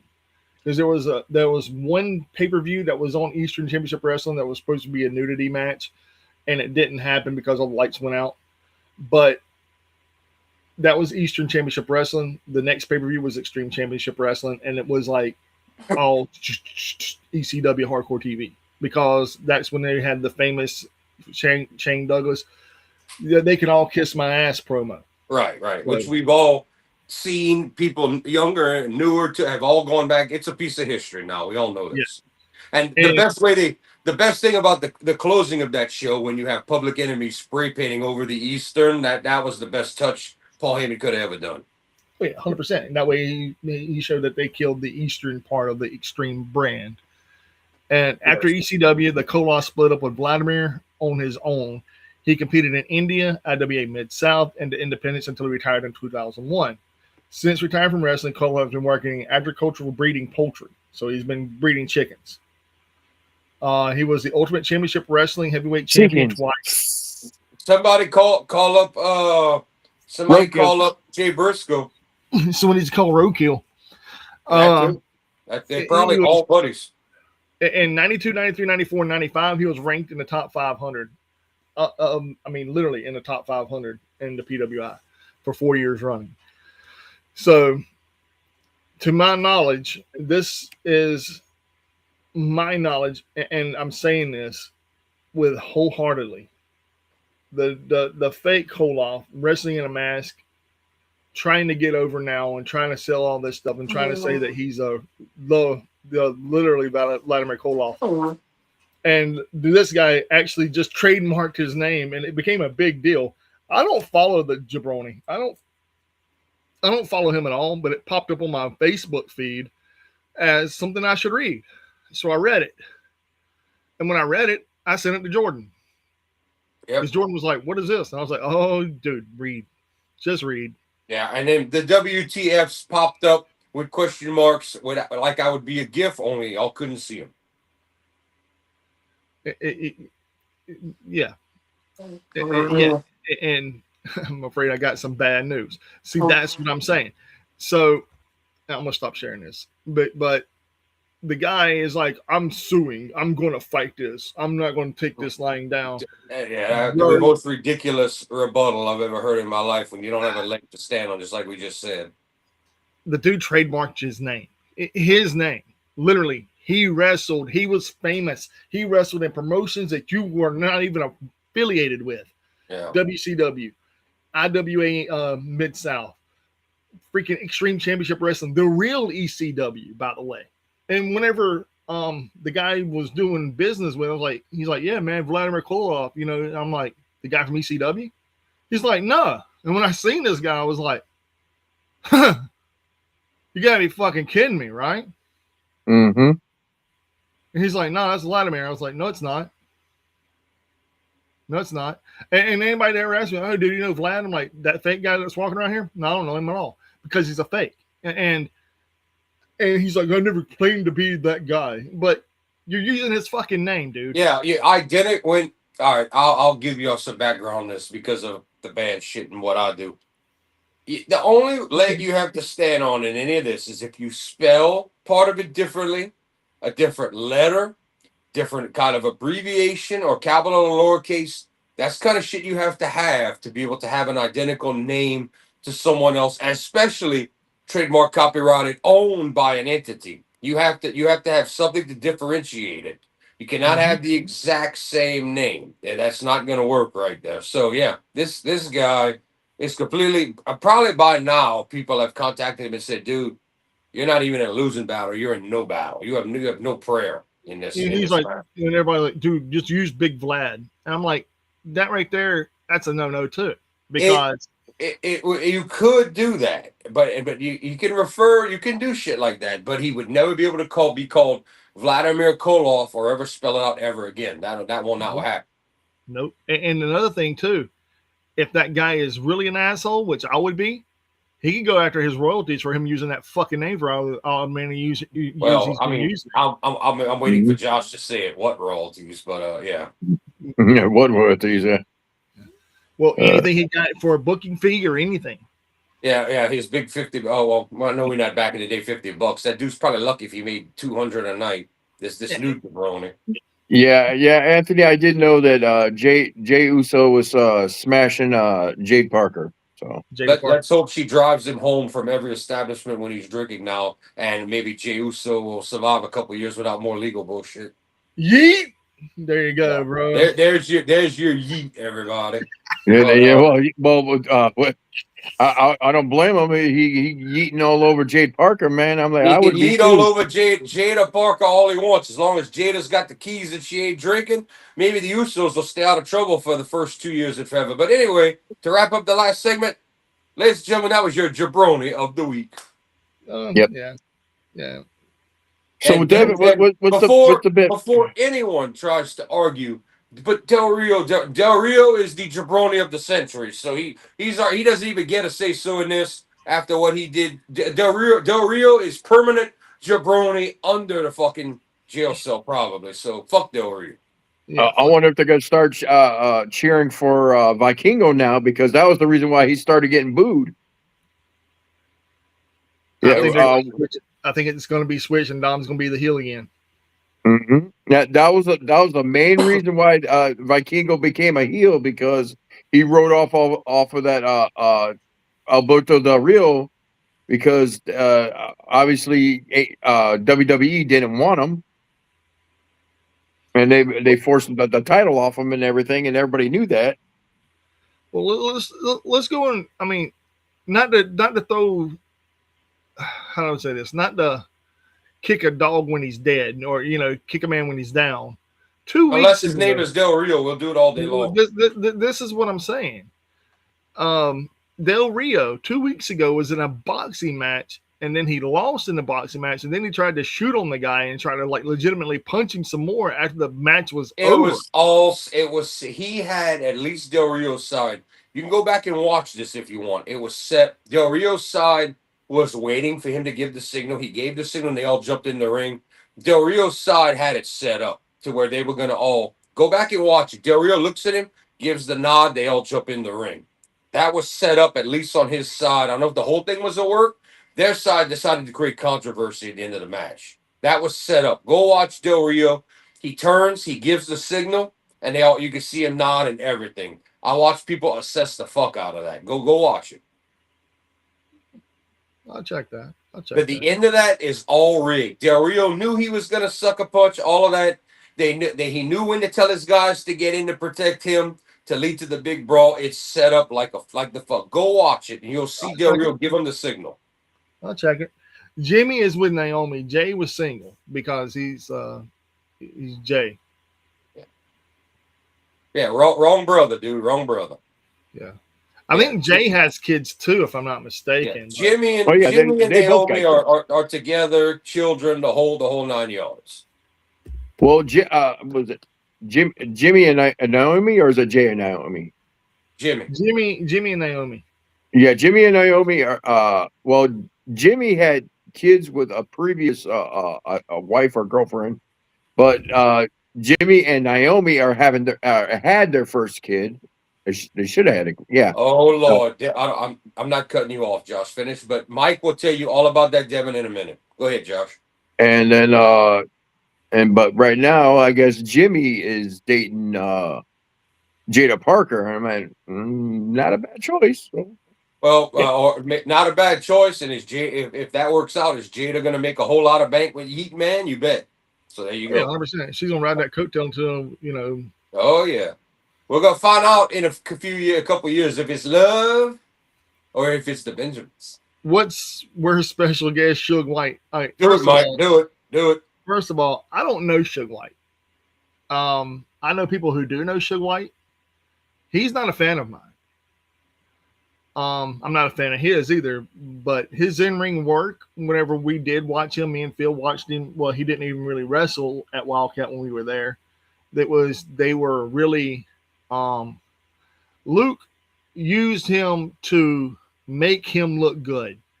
He put him in segments where it made Suge White boom. Like, oh my God, dude! Like they didn't expose Suge White like he was actually being shown as a what WWE would do whenever, let's just say Ronda Rousey back in the day, whenever she first showed up, how they kept her showing the good side of her. I think you should give context, Mike. Talk about why Suge Knight is the champ and what happened in Wildcat. I think you should tell Devin and the viewers a little backstory on how he got to be champ. A lot of people were injured and they had no one else to put it on, so Suge White became champion. So that's how it became.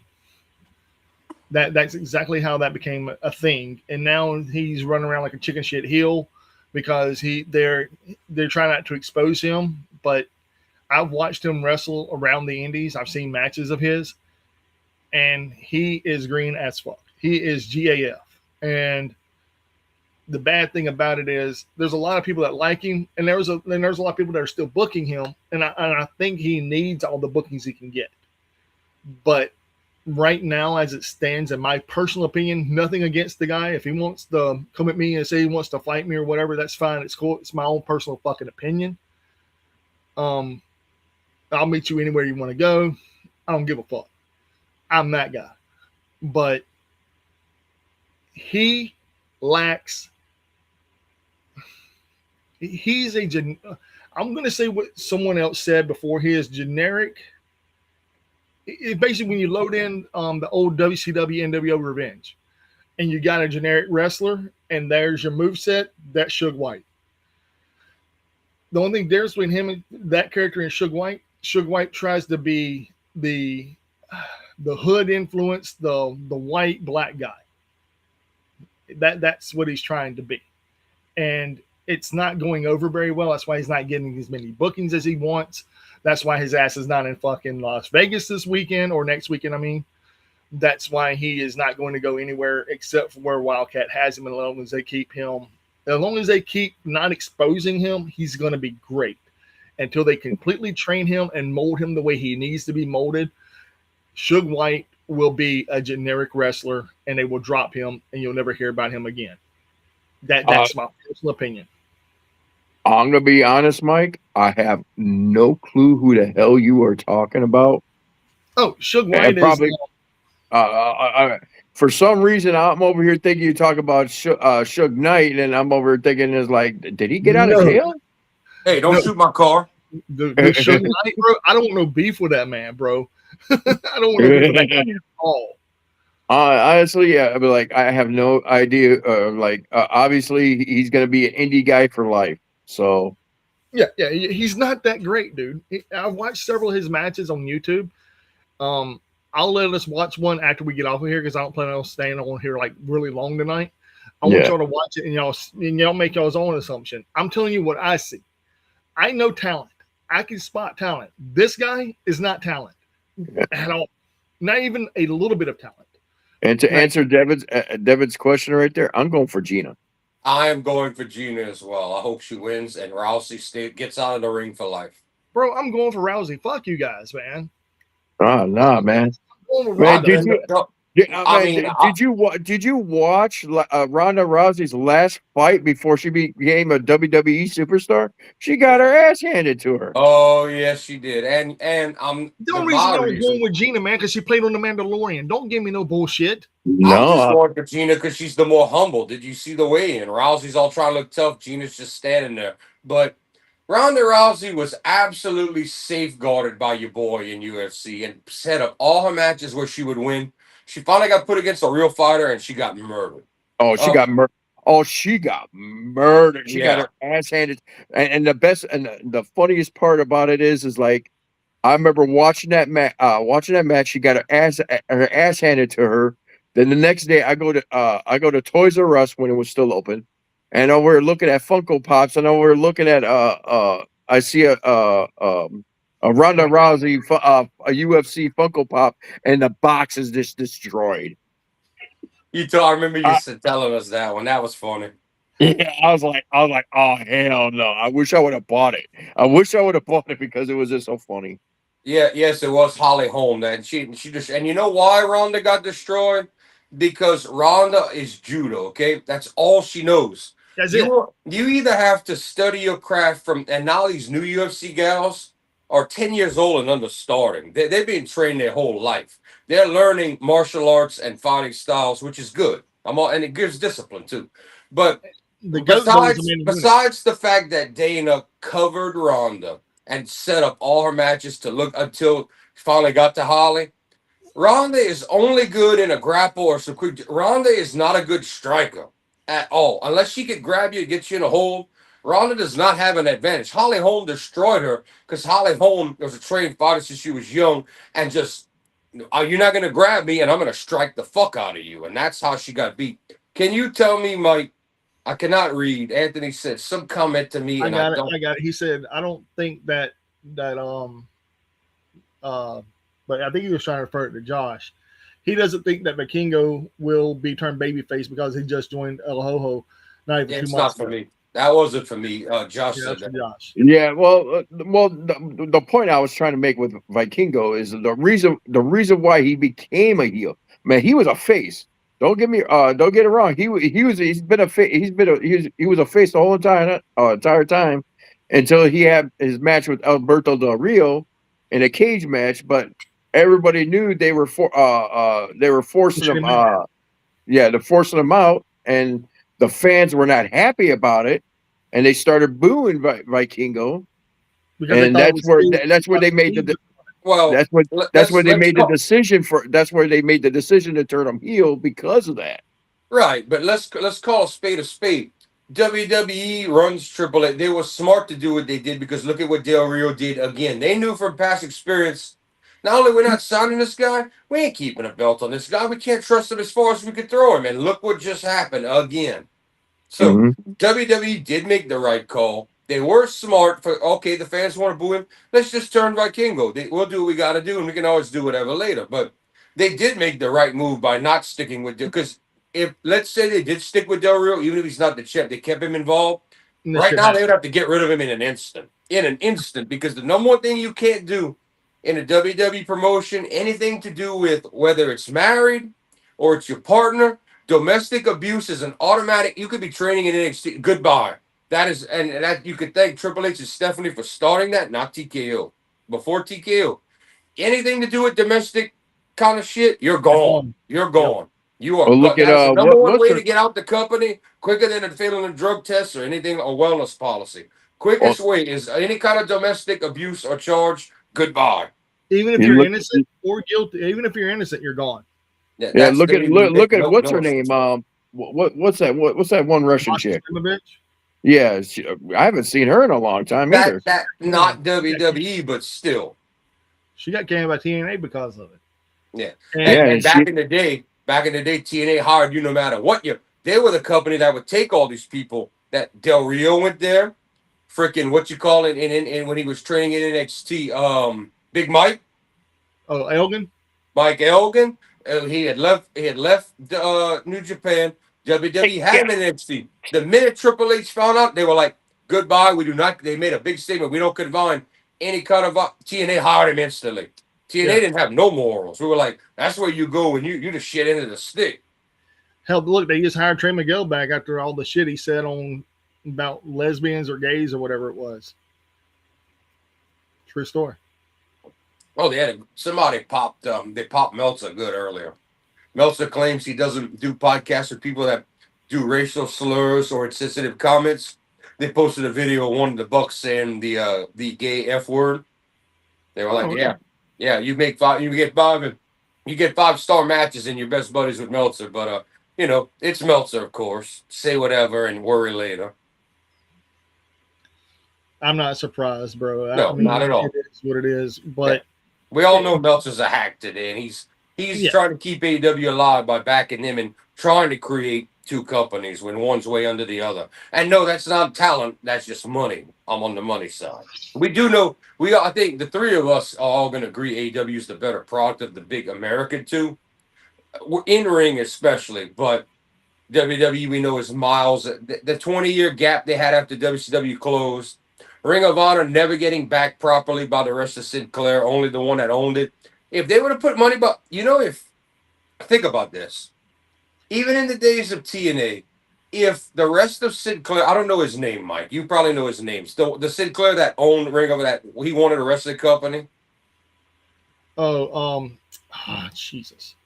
But anyway, you could think of that. But if his family and the company, which Sinclair's worth a lot of money and a lot of TV broadcasts, if they'd have put Sinclair. No, not Ed-On. If they would have put a little bit more backing behind Ring of Honor, by the time they got to 2010 to 2011, they could have been the number 2 in this country, and where AEW is not maybe not as high a TV deal, but they could have been by 2010, 2011. They could have been the number 2 in this country behind WWE. They really could have if they'd have done it right.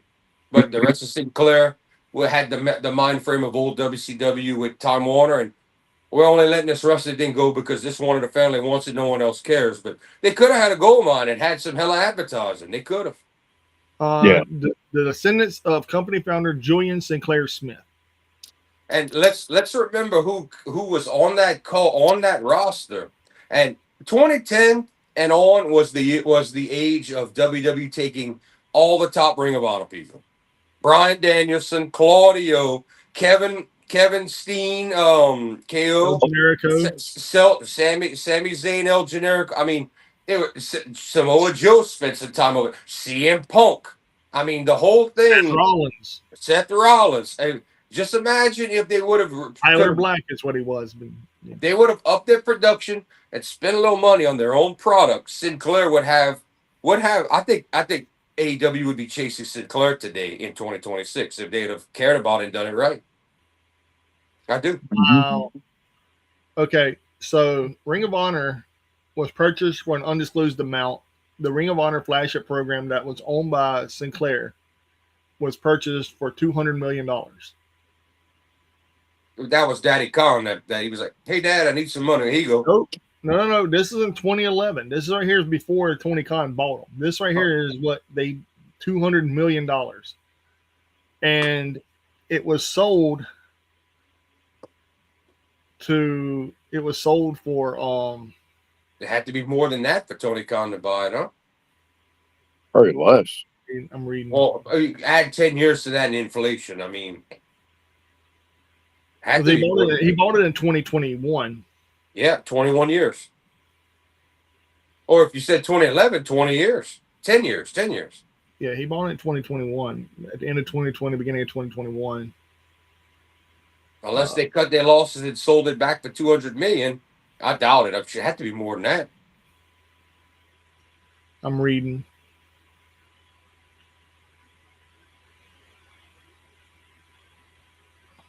Oh, well, he bought it on March 2nd, 2022. He bought it in 2022. Yeah, 2 years. Well, no. Yeah. AEW's first year was he would acquire Ring of Honor from Sinclair. AEW's first year was 19. Yeah. Okay, 19, 20, 21. Yeah, but I'm gonna find out exactly how much he paid for it. But anyway, I mean, well, looking back in history of WCW, you know they didn't give it away. And second, you know there's a tape library that WWE would have been at least eyeing, with their stars they had at the time. Wow. You walked away with a deal? Dude, all right. Wow. Remember how much I said they bought it in 2013? 200 million, you said. Yeah. Guess how much they sold it for? 100 million? Under that far under? Way under. Even the tape library that WWE would have loved to have got their hands on with their ex WWE stars they had at the time. Yep. Well, what's the number? 200 million? Wait. Damn it. All right. He's going to say 30 something million. 30 to 40 million.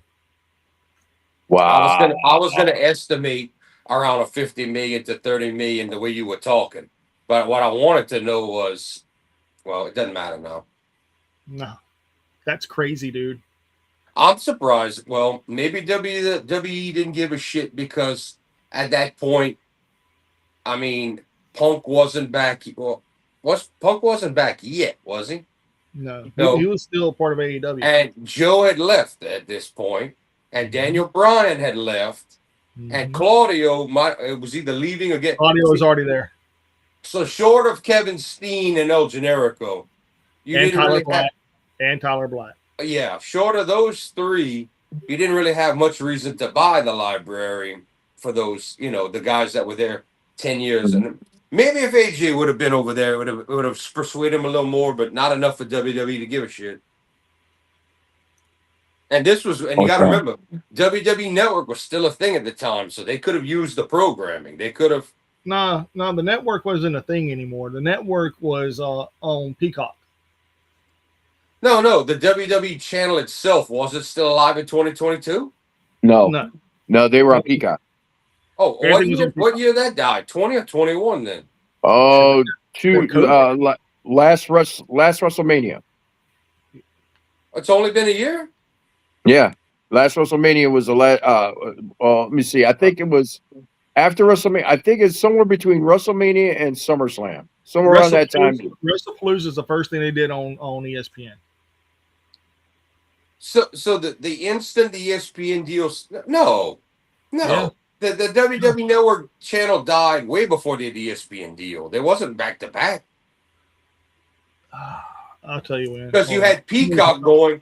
They were on Peacock before we had the ESPN deal. I can guarantee you that. JD is live versus Ringside Rants head to head. Who's JD? He doesn't. Josh doesn't. Mike knows. Josh doesn't. Okay, yeah, he sucks. Okay. Mike doesn't like JD. Phil used to like him, now doesn't. And I like when he calls it real, but that dude also has a narrative. He's very much EC3. And yeah, he gets a lot of views. He's popular. His opinions, bring a lot of attention, but he will shit on the indies unless it's the indie company he backs and works for. Mm-hmm. Yeah, and he does shit on WWE and AEW when they deserve it, but you don't tell me your job is pro wrestling if you don't cover GCW, TNA, and you're gonna say fuck the 5 or 6 other big ones you have in the state plus New Japan. Don't give me that. Don't tell me your job is wrestling if you only cover the 2 big ones because it's what gets you most views and you don't even have put out a list, anything for anybody else. Don't tell me you cover pro wrestling. You cover 2 and Ring and House of Glory. That's all you cover. Yeah, here we go right here. Global phase out on January 25th, 2021. WWE announced that NBC Universal Television and Streaming had acquired the exclusive U.S. distribution rights to WWE Network, and that the service will be folded into NBC Universal owned streaming service Peacock on March 18th, 2021, ahead of Fastlane and WrestleMania 37. Okay, so the network ended in 21. Yeah.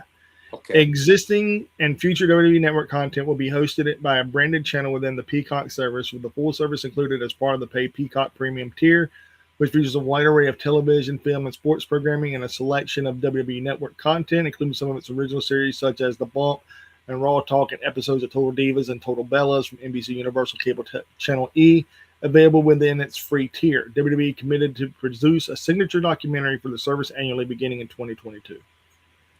But but it ceased to exist this year, April 1st, 2026, around the world. Last time done. Yeah, okay. I was not. I figured that might have been what Josh said when he said how late. I was only counting the U.S. access because I know the network kept going after the U.S. lost it first. I was just considering that, not the world. Keep kind of like how you what you call has my AW's dying now because he's got the AW, or is it plus? However it goes. Tony Khan can't is started a new one, but we don't get it. But across the world, but they're ending the old AW deal for overseas to go to the new one. Same kind of thing. Yeah.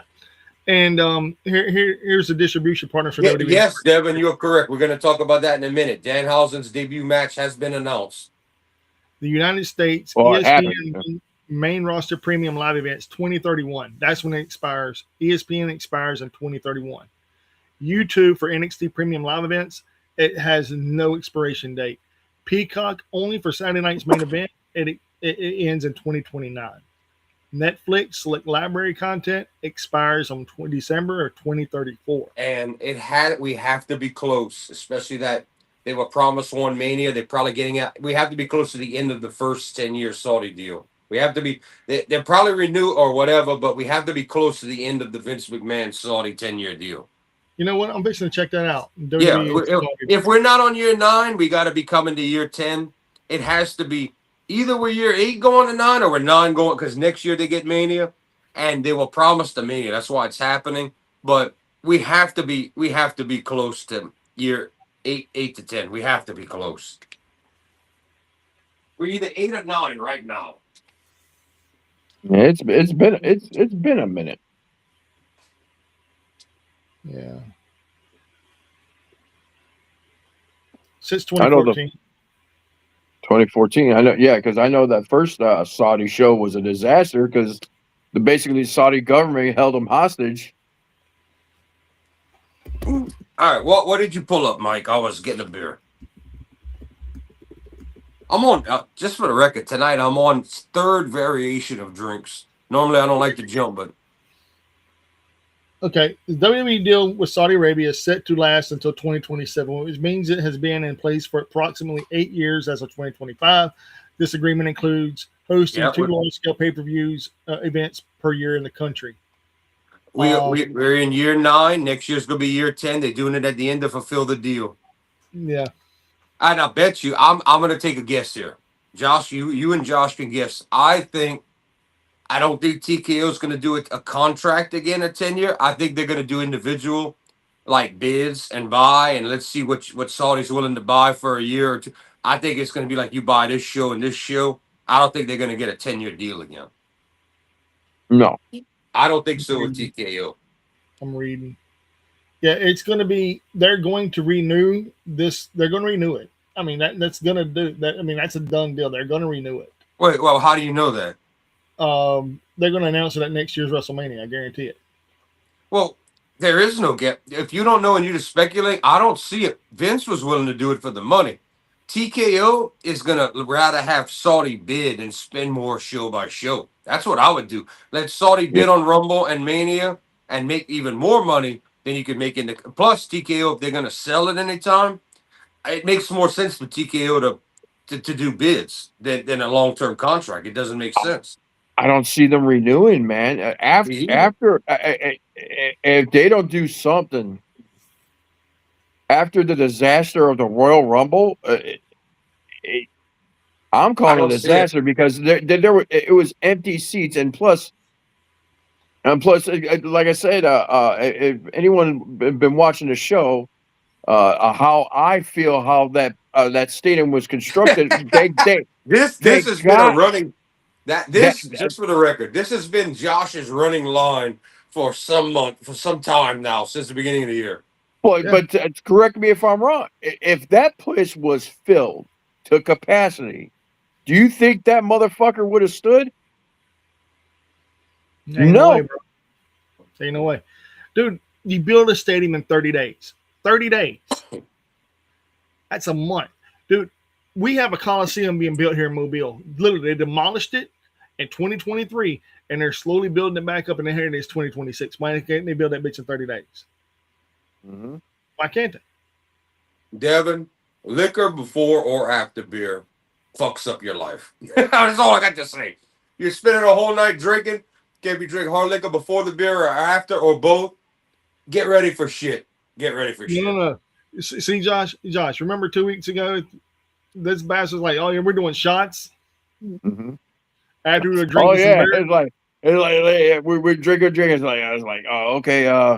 I think it's time to start doing some shots. I'm like, all right. Crazy as hell. Twist my arm. Yeah, but that we were out there to have a good time. 10-1, it'll cause you drama. And look at the our end of our night did no physical drama, but we were all ready for it. But we almost, if they'd have had a guy with a nutsack that wasn't built like a toothpick, it probably would have happened, or they'd have tried. Nah, They they would have weren't gonna lost. They try. would have lost. They weren't gonna try. Oh, Dude, they were in afraid. my home, somebody would have tried. Somebody would have tried you. They would have tried me. They'd have tried. They lost, but they tried. Oh yeah. I blacked out and I was seeing red when they pissed me off. Mike would have probably been pulling me off for killing whoever. Dude, I was sitting there enjoying my beer. You can ask Josh. When y'all were walking out the door, I was still sitting down, wasn't I, Josh? I didn't give a fuck. I was trying to. I just got my 2 beers. I was trying to down one, and all of a sudden everything going down. I'm trying to, because I'm pretty sure the rules down there seem kind of different, because up here there's like they wouldn't let me walk out the door with my beer. No. You can walk out with anything open unless you're in certain cities. And the other rule is unless we got pulled over, as long as you got a top on your beer, cop can't do you nothing if you're a passenger. If you're a passenger with a beer open, you get a ticket. If you're my passenger with open beer, they'll get you. If yours What if is it was sealed, empty? you're What if fine. it was empty? What if it was empty? Open. It could be empty all you want. Open. You get the charge. That's how it works today. But you could be drunk like a skunk off 20 beers. If you got in a car with a case of beer sealed, or you had a sealed beer that you could prove that there's a top on it, you're fine if you're the passenger.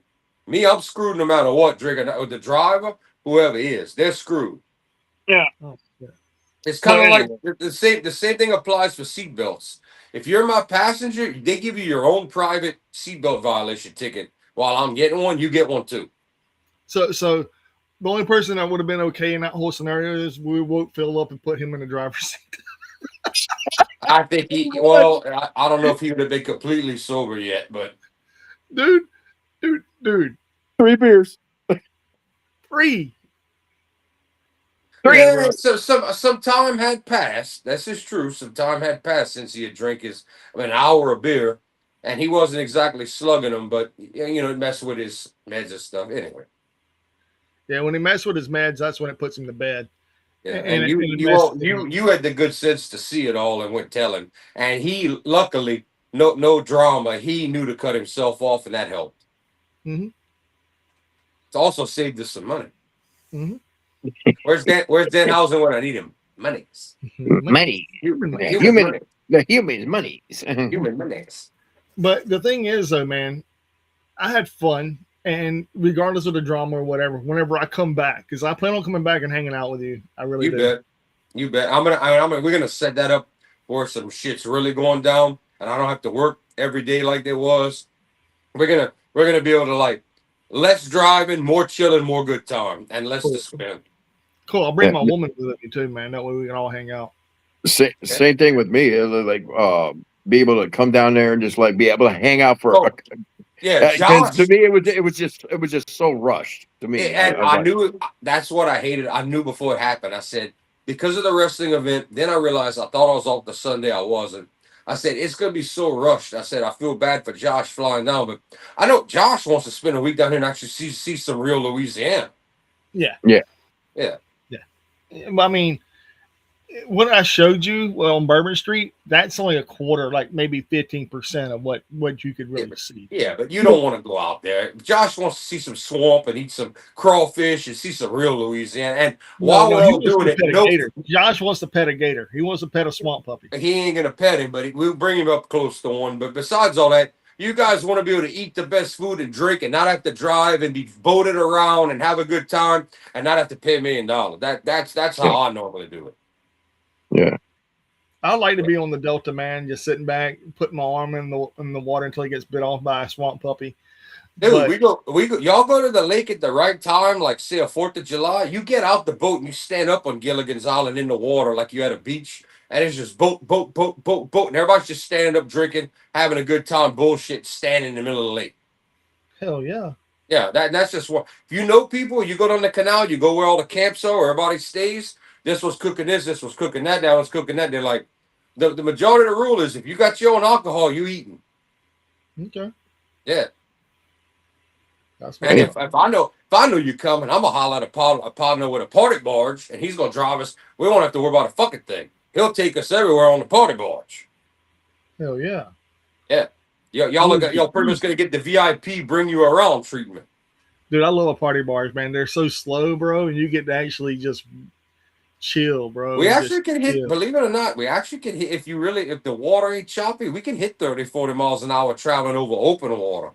But not on a party, dude. No. When we going down the canals where everybody lives, bro, you drifting there. It feels like you're drifting. You can barely tell the motor's on. And you want to get out and swim, you want to jump in, you want to whatever, and we'll tell you where not to get out and get caught by undercurrent and drown. We'll tell you, like, no, don't go there. There's a canal coming out there. They'll suck. No, we're going to put you right here in the lake. You good here. We'll tell you where.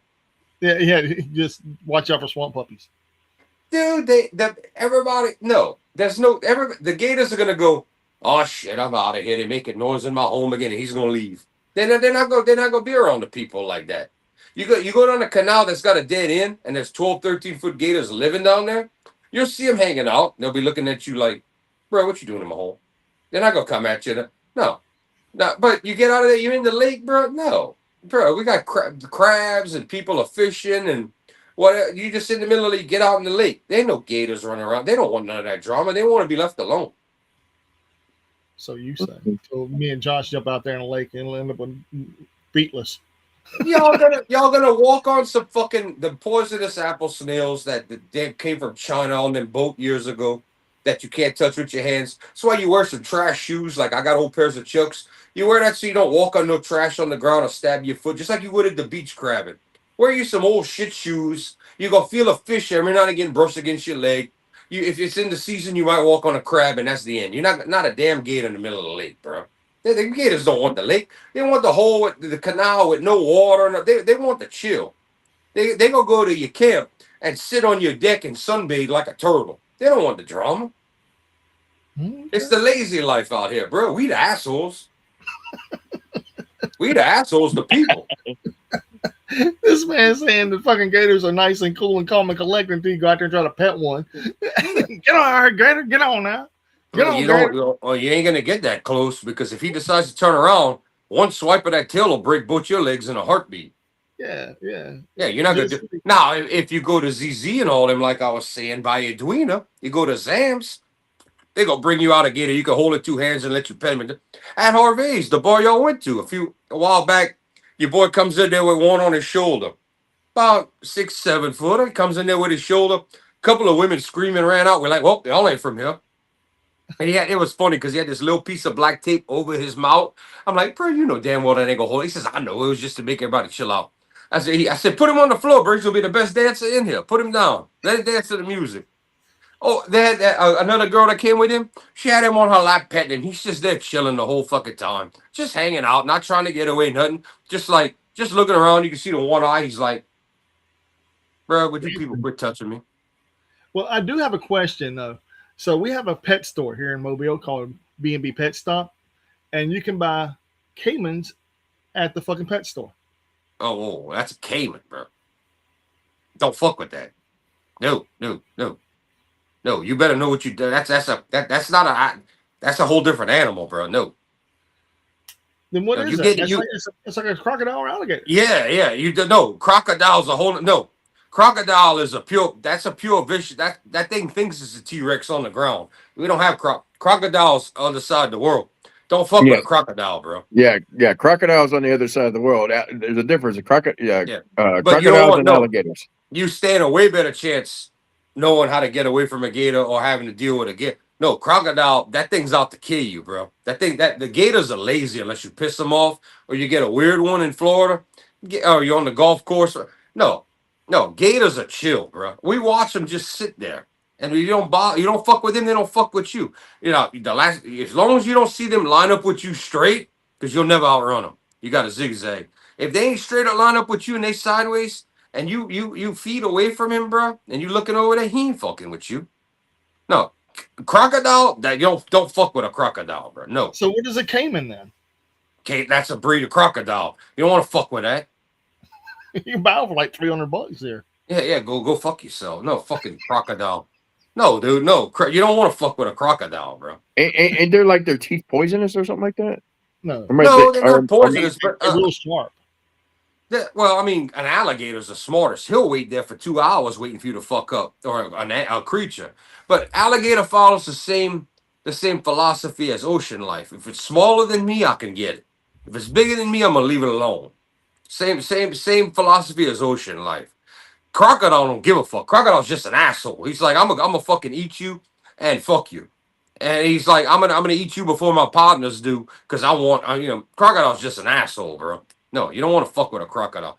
Most alligators, unless you provoke them, bro, alligator ain't gonna fuck with you. So this is what I pulled up. Cayman in Alabama. In Alabama, the legality of owning caimans is not explicitly mentioned in the state's regulations. However, based on the absence of specific legislation prohibiting it, it is suggested that caiman lizards are legal to own in Alabama. It is crucial for potential owners to be aware of federal guidelines and local ordinances regarding exotic animals. Responsible ownership is paramount in protecting the well-being of these reptiles and maintaining environmental harmony. And there has been sightings in Florida. There has been sightings of crocodile. That has happened before. Oh, yeah. There's crocodiles in Florida. Yeah, they have we have a swamp. They have the Everglades, which is it's just a different type of swamp, but kind of like a. We have places that look just like Everglades. What you call? Monica says, what was Chance the Snapper, a croc or a gator? The alligator is going to be lazy and wait for you to fuck up like a predator. He's going to sit still, and he's not going to hunt you. He's going to sit still and pretend you don't see him. The gator is very smart, and he's don't got shit him. He's going to sit in the water and wait for like a bird to land and get. The crocodile is an aggressor. He's going to try to start shit. He's going to try to come after you, eat you, tear you apart, and the pack mentality, but try to be greedy. The alligator is going to hold still and freeze. And try. Oh, caiman lizard. Now there's caiman crocodile and there's caiman lizard. That's a different story. Caiman lizard. That's an amphibian, bro. No. I'm gonna show you what. I'm gonna see if I can find B&B Pet Stop. Hold on.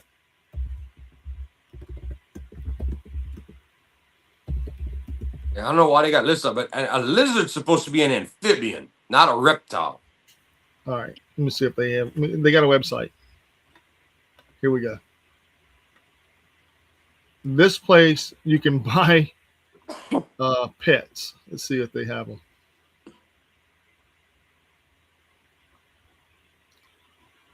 Lizards. Let's see. They don't have it in there. Why am I upstairs still?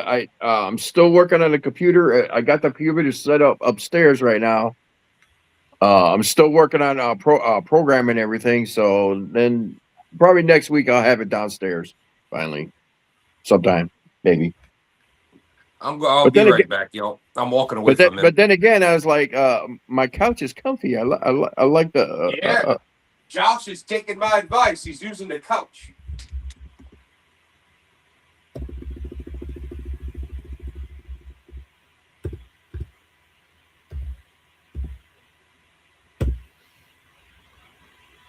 All right.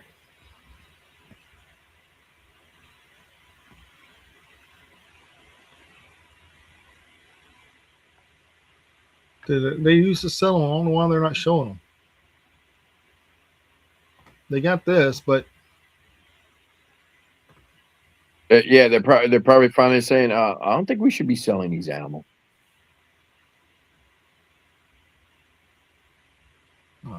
Yeah, dude. They were selling caimans, like actual caimans. Let's see. Fish and reptile. Yeah, I got it in the spare room right now, where I could set it up. Then I'm gonna take it downstairs once I get it all set up.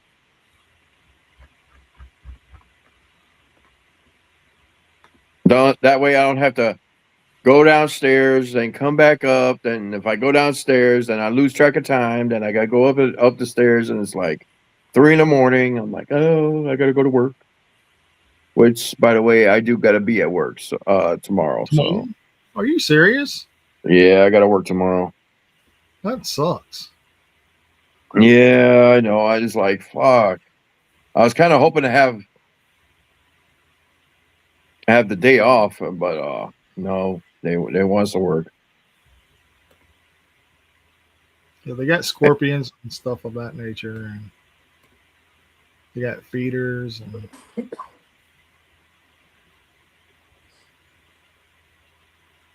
there's iguana, there's savannah monitors, uromastics, red iguana, green iguana, Nile monitor. Yeah, I know. You don't get. You're not gonna work, Monica, babe. I'm back. Yeah, they don't have them listed on here, dude. But I'm telling you, they were selling them there. I wish I could find them. Like I could believe it that somebody'd be dumb enough to own a crocodile, but that's bro. You could train an alligator. There's people that have alligators as pets, and they're like, oh, they're so chill, they're so. It's like any day, and it's not saying they all will. That's a creature that can flip and decide it wants to chew on you or make you dinner at any time. Kind of like a snake. They have those people overseas that they think snake is like brings wealth and good luck. Those big see, look, you can buy pythons. these. You can buy them. Yeah, there's people overseas with pythons. And you know what they do? The python sleeps next to them in a bed. All of a sudden, the python quits eating 1 week, 2 weeks, 3 weeks, 4 weeks. The python don't eat nothing. The python actually learns your body and how big you are to be able to digest you. Mm-hmm. Yeah. Yeah, them creatures are something, bro. Look, you can buy an American alligator for $350. Look, go up. You had a caiman. Go up. Right. There's a bunch of them. You had him in your boy's hand. Look at that smooth front that caiman right there. Yeah, bro, that's a pure fucking predator, bro. It's Enlarge that so I can see what the heck you guys are talking about. Well, you could tell by the heads the difference between an alligator and a crocodile. A fucking crocodile, dude. Yeah, baby, you might be like, yeah, they'll chill out because they're smaller than you. But dude, when you let that thing, it's a pure predator that stays on the offense. That's a fucking dinosaur, man. Shit, what the they fuck are is that? they are the You can find longest. them here in a local pet store, bro. I shit you not for like $100. And that is the baby. Like that's the small one. Josh, they grow to be huge, but We're that gonna be is like 8 to 10 feet long. that is an absolute dinosaur. The oldest reptile still living is alligator croc. Those are living dinosaurs in 2026, dude. And people are buying these every day. And Jesus Christ, that thing's monstrous. Just Hey, as you know big what as it is small right as there. fuck. That thing is small, but Dude, bro, that's you let small. that thing. That is a killing machine, Josh, with no conscience. And crocodile, he's full aggressive, but they don't stop. They aggressive. A gator's like, bro, leave me alone. I'm going to walk over here. The crocodile attacks him. Bro, I told you to chill out. And the gator's just walking. So crocodile gotta be aggressive. Gotta be. It's like a straight fucking one wide open, 110 miles an hour. I will bite you. I will kill you. That's a crocodile. The alligator's like, bro, don't fuck with me. Don't fuck with me. I told you not to fuck with me. Don't fuck with me. Snap. Yeah. Well, these things here are basically like remember Jurassic Park? Remember the one of the most fast? Yeah, that's basically a 4-legged raptor. Yeah.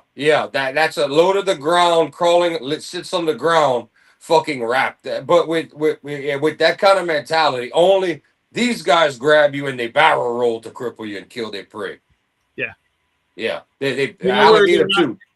Look, check this out. Prohibited in Arizona, Canada, California, Connecticut, District of Columbia. DC, yeah, Georgia, Illinois, Iowa, Kentucky, Louisiana, Maryland, Montana, Nevada, New Jersey, New Mexico, New York, Oregon, Utah, and Washington. Yeah, which some of those states, that's because there's no water and they're deserts. So it's animal abuse. The rest is like, yeah, we ain't stupid. You ain't bringing no crocodile over here and breeding that over here, motherfucker. Well, that's prohibited. Yeah. Now, a permit is required in Delaware, Florida, Idaho, Maine, Massachusetts, North Dakota, New Hampshire, Rhode Island, Vermont, Virginia, and Wisconsin. And the only place you're going to see that in any of those states is at a fucking zoo. Yeah, and you know what? You can own them in Alabama. Yeah, but Alabama's nuts. We know that. Y'all, they not you, but half of you people that got no brain.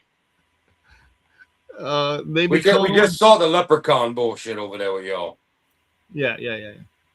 Leprechaun. Yeah. Dude, you've seen the leprechaun. Well, I saw the leprechaun at Bourbon Street, but what are you talking about? Josh doesn't know about the leprechaun bullshit over there in Bama, dude. Josh, was somebody dressed up as a leprechaun went on a killer spree?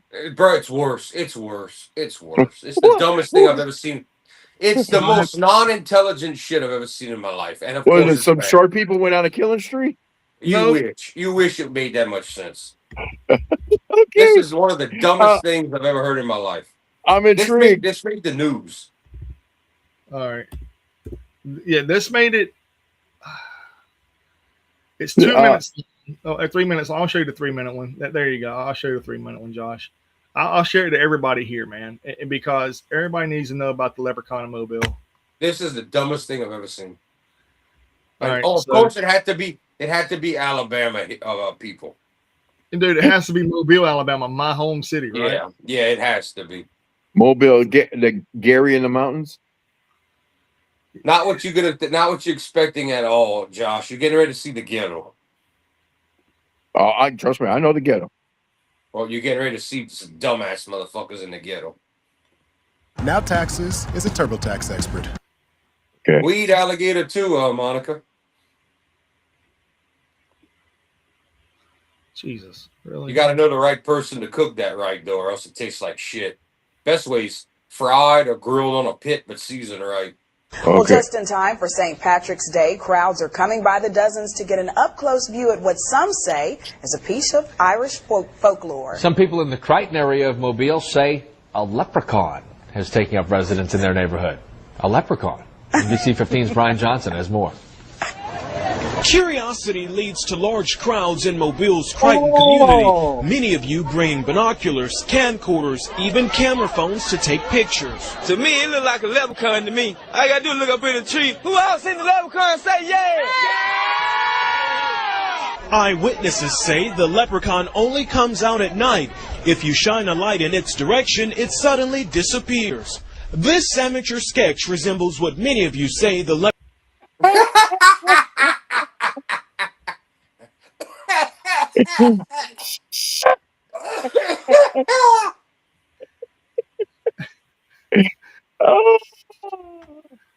Leprechaun looks like. Others find it hard to believe and have come up with their own theories and explanations for the image. My theory is it's casting a shadow from the other limb. Hey, could someone tell me, is it all about any love? You know I ain't got no family. That's the hood shit is. Could be a crackhead.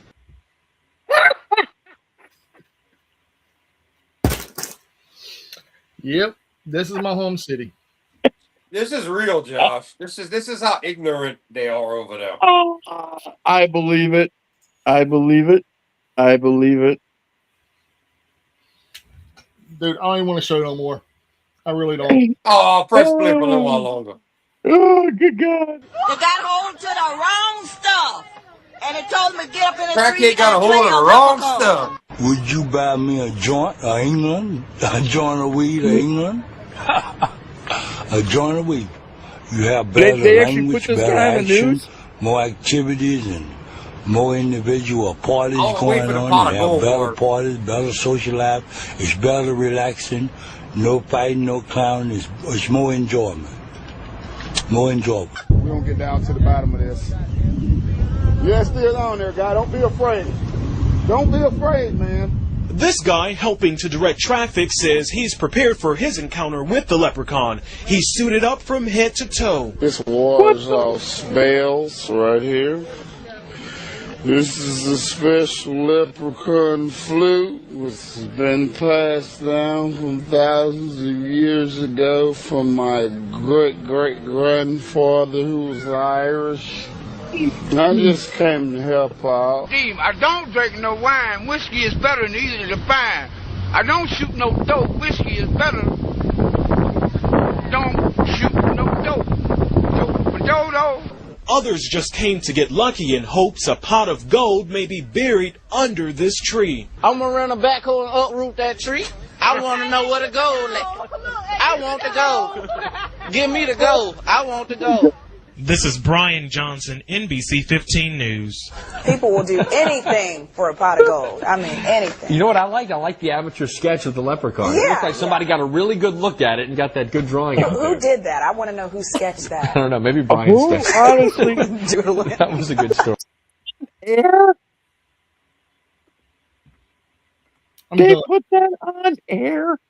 Yeah, they did the thing, dude. That's the thing. That's Alabama for you, Dick. Yeah. Can I just get a weed? Join a weed? Josh. Country, that's your people. Josh, now you know why me and Mike don't roll Tide. Yes, that is country's people's. Yeah, that's his people. Dude, I live here and I'm like, fuck that shit. I'm going to use the restroom right back. All right, wash your hands. And Jordan left me too, so I guess I'm the only one. I'm the only one on the show right now. So I'm coming. I just had to get another beer. Mike, if I'd have known Mike was getting up, I'm here. All right. So was it? I think Alabama it was Devin or nuts. Alabama. I don't know. Either Devin or Tyler posted a comment that Danhausen's first match was tonight, and yes, I was talking about that. Yes, we do. So you saw it, didn't you? Actually, we were live when when his first match happened. So I was watching it. I was on here. So, and he, like I said, Danhausen, believe it or not, Danhausen can wrestle. He's not the best in the world, but he doesn't suck. He's not a big dude, but he can handle his own. But so, what did you see? Tell us, because I don't know. I didn't get to see it. Well, he wrestled that Kit Wilson guy, that flamboyantly guy. I would say he's flamboyant. What? Did we get a wrestling match, or did we get curses and bullshit? Kind of both. Okay, all right. It was, put it this way, for Danhausen, it was entertaining because one, everybody finally got to see him wrestle, and it was he was doing him and Kit Wilson going back and forth wrestling. Then it got to a spot where Kit Wilson about to do his finishing moves or whatever he does off the top rope, and Danhausen sees him and he's like, "You are cursed," and all of a sudden a big ass spark went right off from the post right behind him, scared him. He fell down and Danhausen rolled him up. Okay, all right. So we did. So it was entertaining. Yeah.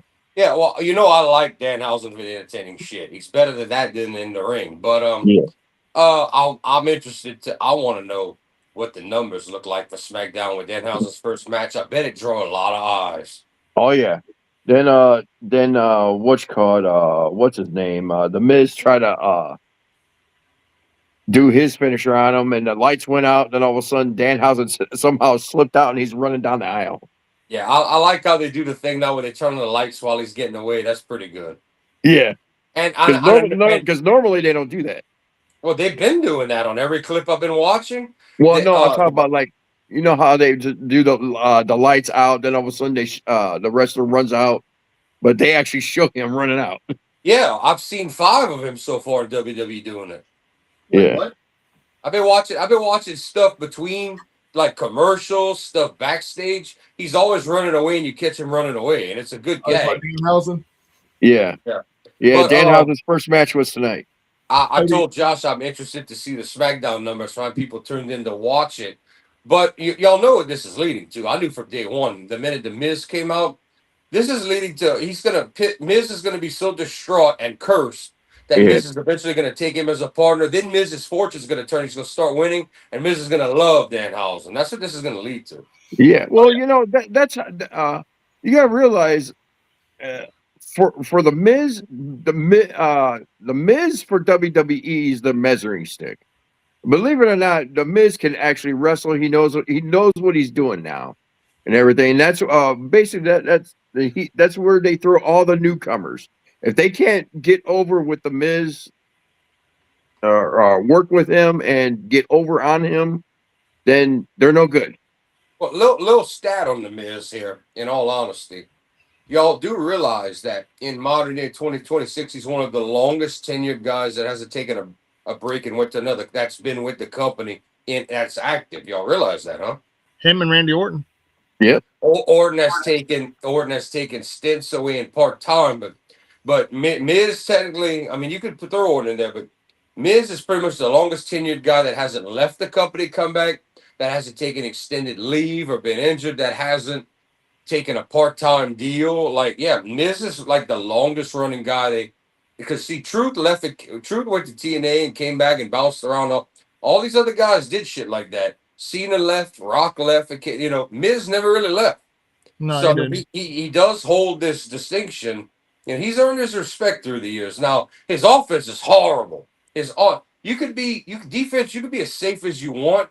His punches, everything is horrible from the Miz. He's the worst offense guy in there since Jinder Mahal's gone. I mean, he's terrible, but he's earned his respect, and he never really got that injured because he's the soft version of Jericho. Jericho at least made his shit look good.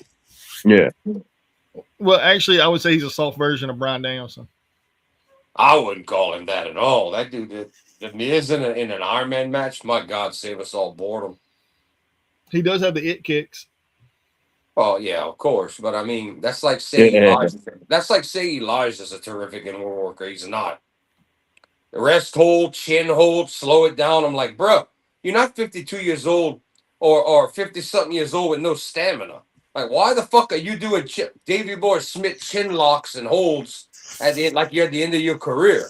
Like, no, you're supposed to be in the ring and have conditioning and cardio. That's fucking bullshit. And I understand slow it down a commercial. No, Elijah was giving us 4 and 5 of these things, not during commercial in WWE. I'm like, bro, what the fuck? And the Righteous can wrestle, but they tone their stuff down too in TNA because of who they wrestle with. Oh yeah, the broken down Hardys. Yeah. And that tables match last night was pretty decent, man. It was pretty decent. No, I had to go back and fast forward through it. It's the main event. There you go. Just save you some trouble. I did watch the latest in-ring action with Brody Lee. Junior. Brody Lee Jr. Yeah. You could tell there's something there. You could tell he's going to be a good character to talk eventually. He's young, he's tall, he's skinny. He's going to have to keep learning, but he's going to have to put on some serious muscle before Tony Khan gets him, because he's looking like a skinnier version of Hook and taller. He's going to really need to put on some muscle as he gets older to really do it. But if he does that, if he get the look right, this kid's going to have a future. He's 14 years old. I know, but he's tall as shit already. As he gets older, and let's be honest here, peak for a male, like full development for a male is 17, girls are like 14. So he's got time to finish and all that. He's got to finish developing. But I think he's gonna be big like his dad. He's gonna be huge. He's gonna have to do like his dad and pump some iron, because it doesn't look like he's doing any kind of lifting. He is bone thin. He's cut. Don't get me wrong, no fat on him, but he is bone thin. I think he should don't go power lift and stress your heart out at your age. But I think he should be doing a little more push-ups and some more rowing. And I think he should start now because I was younger than him in doing it, but he has there's no muscle there. He's a board. I can still do about 300 push-ups right now if I wanted to. That's good for you, Mike. I'd have to work on it for a few weeks. I'd be lucky if I could do 10. That means 2 in real life. Because every time we say like, oh, I'm gonna do 10. Yeah, let's see you do a full 2. And just being real there. And I wouldn't be any better until the first week. I could probably do 300. I can do 100. I did 100. What was it? 2 weeks ago. Well, 3 weeks ago before I came over there, I did 100. Well, the thing with me is like, one, my back, because of everything. My spine is crooked, so I'm not straight. Oh, right join now. Join the club, Josh. I had twin curves like Sepultura S. I'm fused. Then that's why I was lifting weights and pumping. Then also the damage that's done to my foot. I don't even know if I can actually bend my toes to get into that position for push-ups. True. I would actually probably have to do it like woman style for now. Get you some DDP yoga, bro. You'll be all right. Yeah.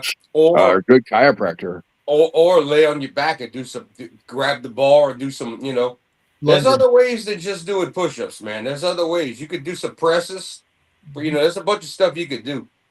I'm thinking about really getting back into it because this arthritis in my shoulders is killing me. I'm like, if I'm a hurt, I at least want to hit somebody. But yeah, this arthritis is pissing me off. And I started working out a couple of days ago and my pain's going away. I'm getting ready to get back into it. People down here is like, oh, dude, if you don't go to the gym, you don't know what you're doing. Dude, if you bullshit. But no, they don't know what they're doing and have to go. If you know how to work out, you don't even need a gym if you know how to work out. I don't use weights, and I'm gonna be honest, I don't use weights because how do people think before weightlifting? What did the old before America? You can go to other countries and nations. What do you think? Not just the idea of yoga, but what do you think Tai Chi and all that comes from? It's just knowing how to work the muscles in the body. Mm-hmm. Yeah, we didn't have weightlifting for forever. People knew how to stay healthy and fit, and plus good diets also helped too. Yes. Not eating the processed trash we have today and all of that helped a lot. You go back and watch 1930s, 40s, 50s movies. You might find a fat guy every now and again, but it's hard to find a fat guy over 30 years that didn't have to work for a living to stay out. You either very rich or very poor before 1930. Yep, and on top of that, look at all the old movies and stuff. They were tap dancing and stuff in their 80s. Yeah, them people didn't stop fucking moving, but they also ate. Everybody says, "Oh, smoking." So yeah, you didn't have time to find out how bad smoking was back then and unfiltered because the average human being didn't live past 30. That's why people were getting married at 13 and shit before 1930. See, that's something I don't have is any cardio. I'm trying. If I was literally gonna get into a fight, yeah, I'm in that bitch in 30 seconds, bro. Yeah, I'm in that bitch in 30 seconds. Yeah, that's the thing. That's the thing with me too. Is like if I was to get into a fight now, I would have to get it done quick. I do not have the endurance. It's like that's why I tell people. I got some young bucks at work that try to flex on me. It's like yeah. It's like, you want to box? You want to box? I'm like, no, man.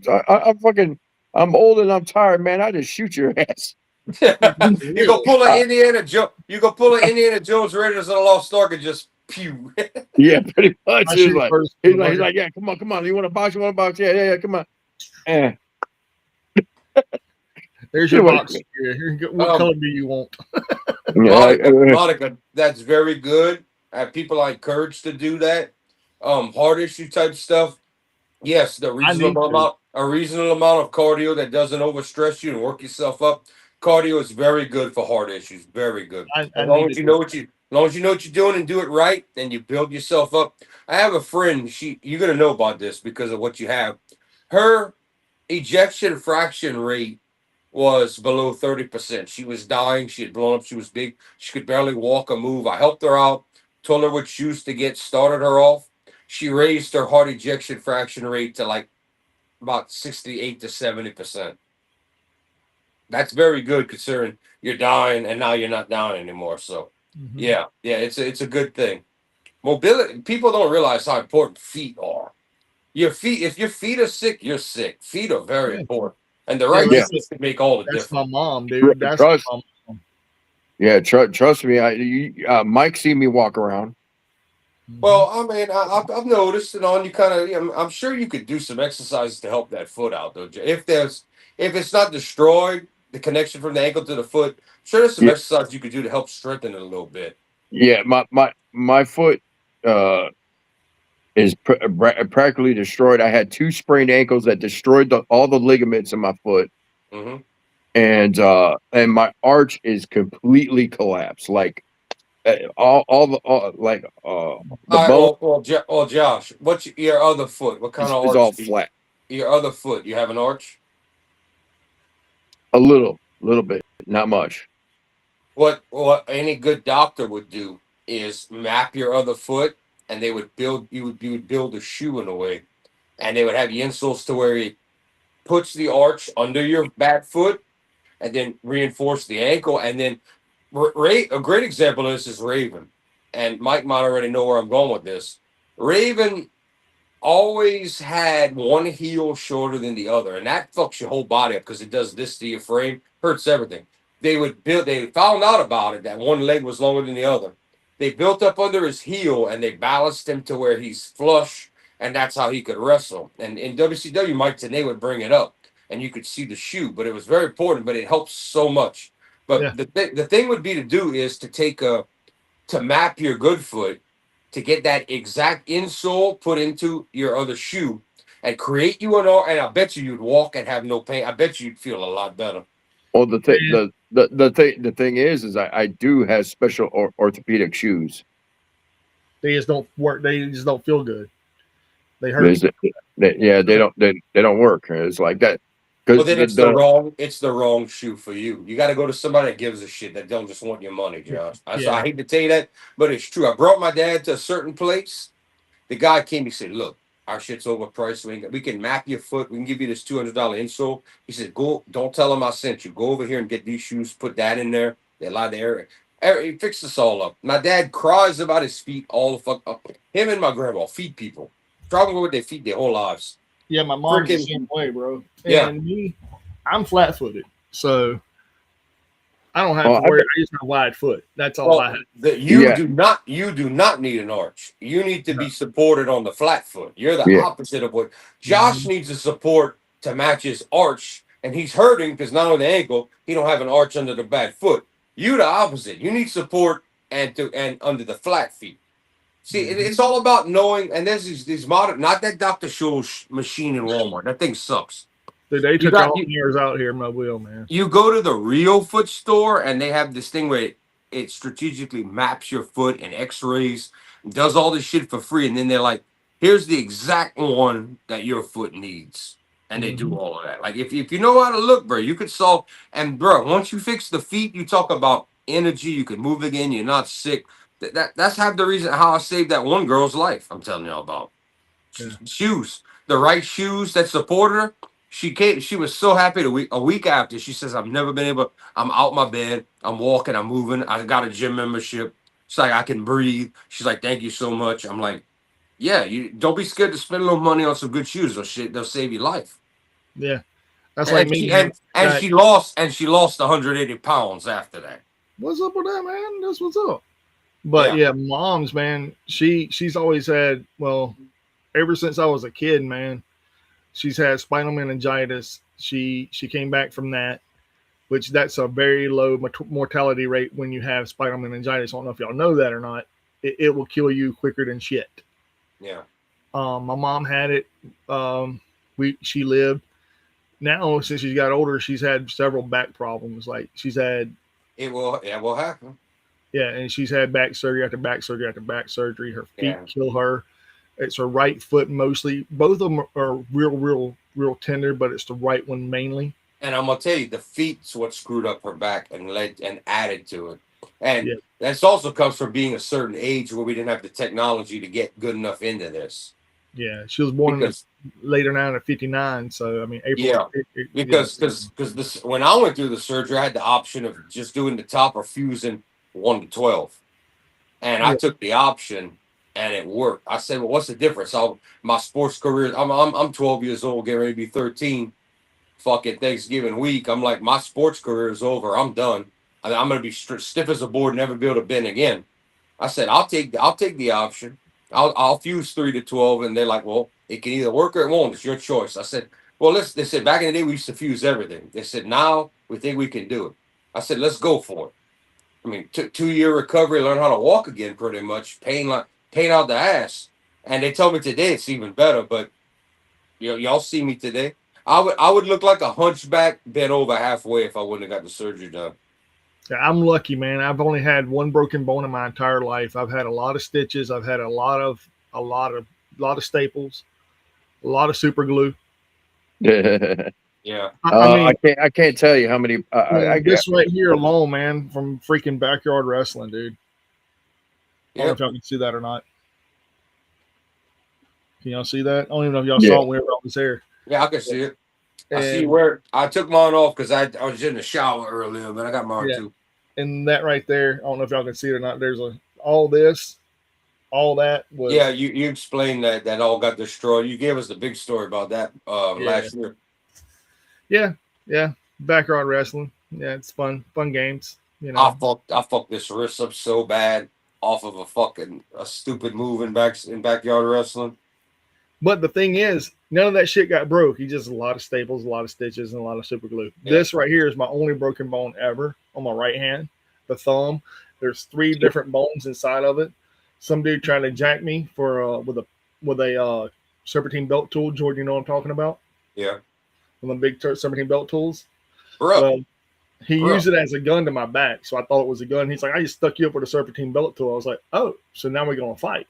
He was like, oh, let me introduce your face to some pain.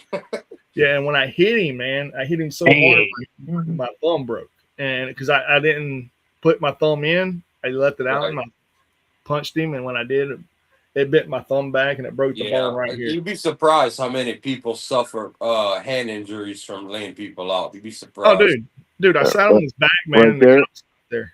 It was bad, dude. And the cops were like, put me in handcuffs. I was like, what the fuck, dude? Dude stuck me. He's got my money, bro. Mm-hmm. He used that serpentine belt tool. And they're like, oh, by the way, unhook me. Hooked him up. And they're like, how hard did you hit him? I was like, I don't know. Like, dude, your thumb is really fucked up. I was like, no, that's good. So I went to the hospital.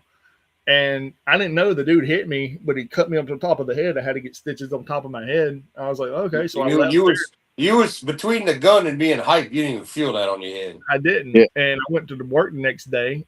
Yeah, I see that. And I went to work, and everybody's like, dude, why are you wearing a fucking stocking on top of your head? I was like, well, I got cut up pretty good. And they're like, how? I was like, I don't know.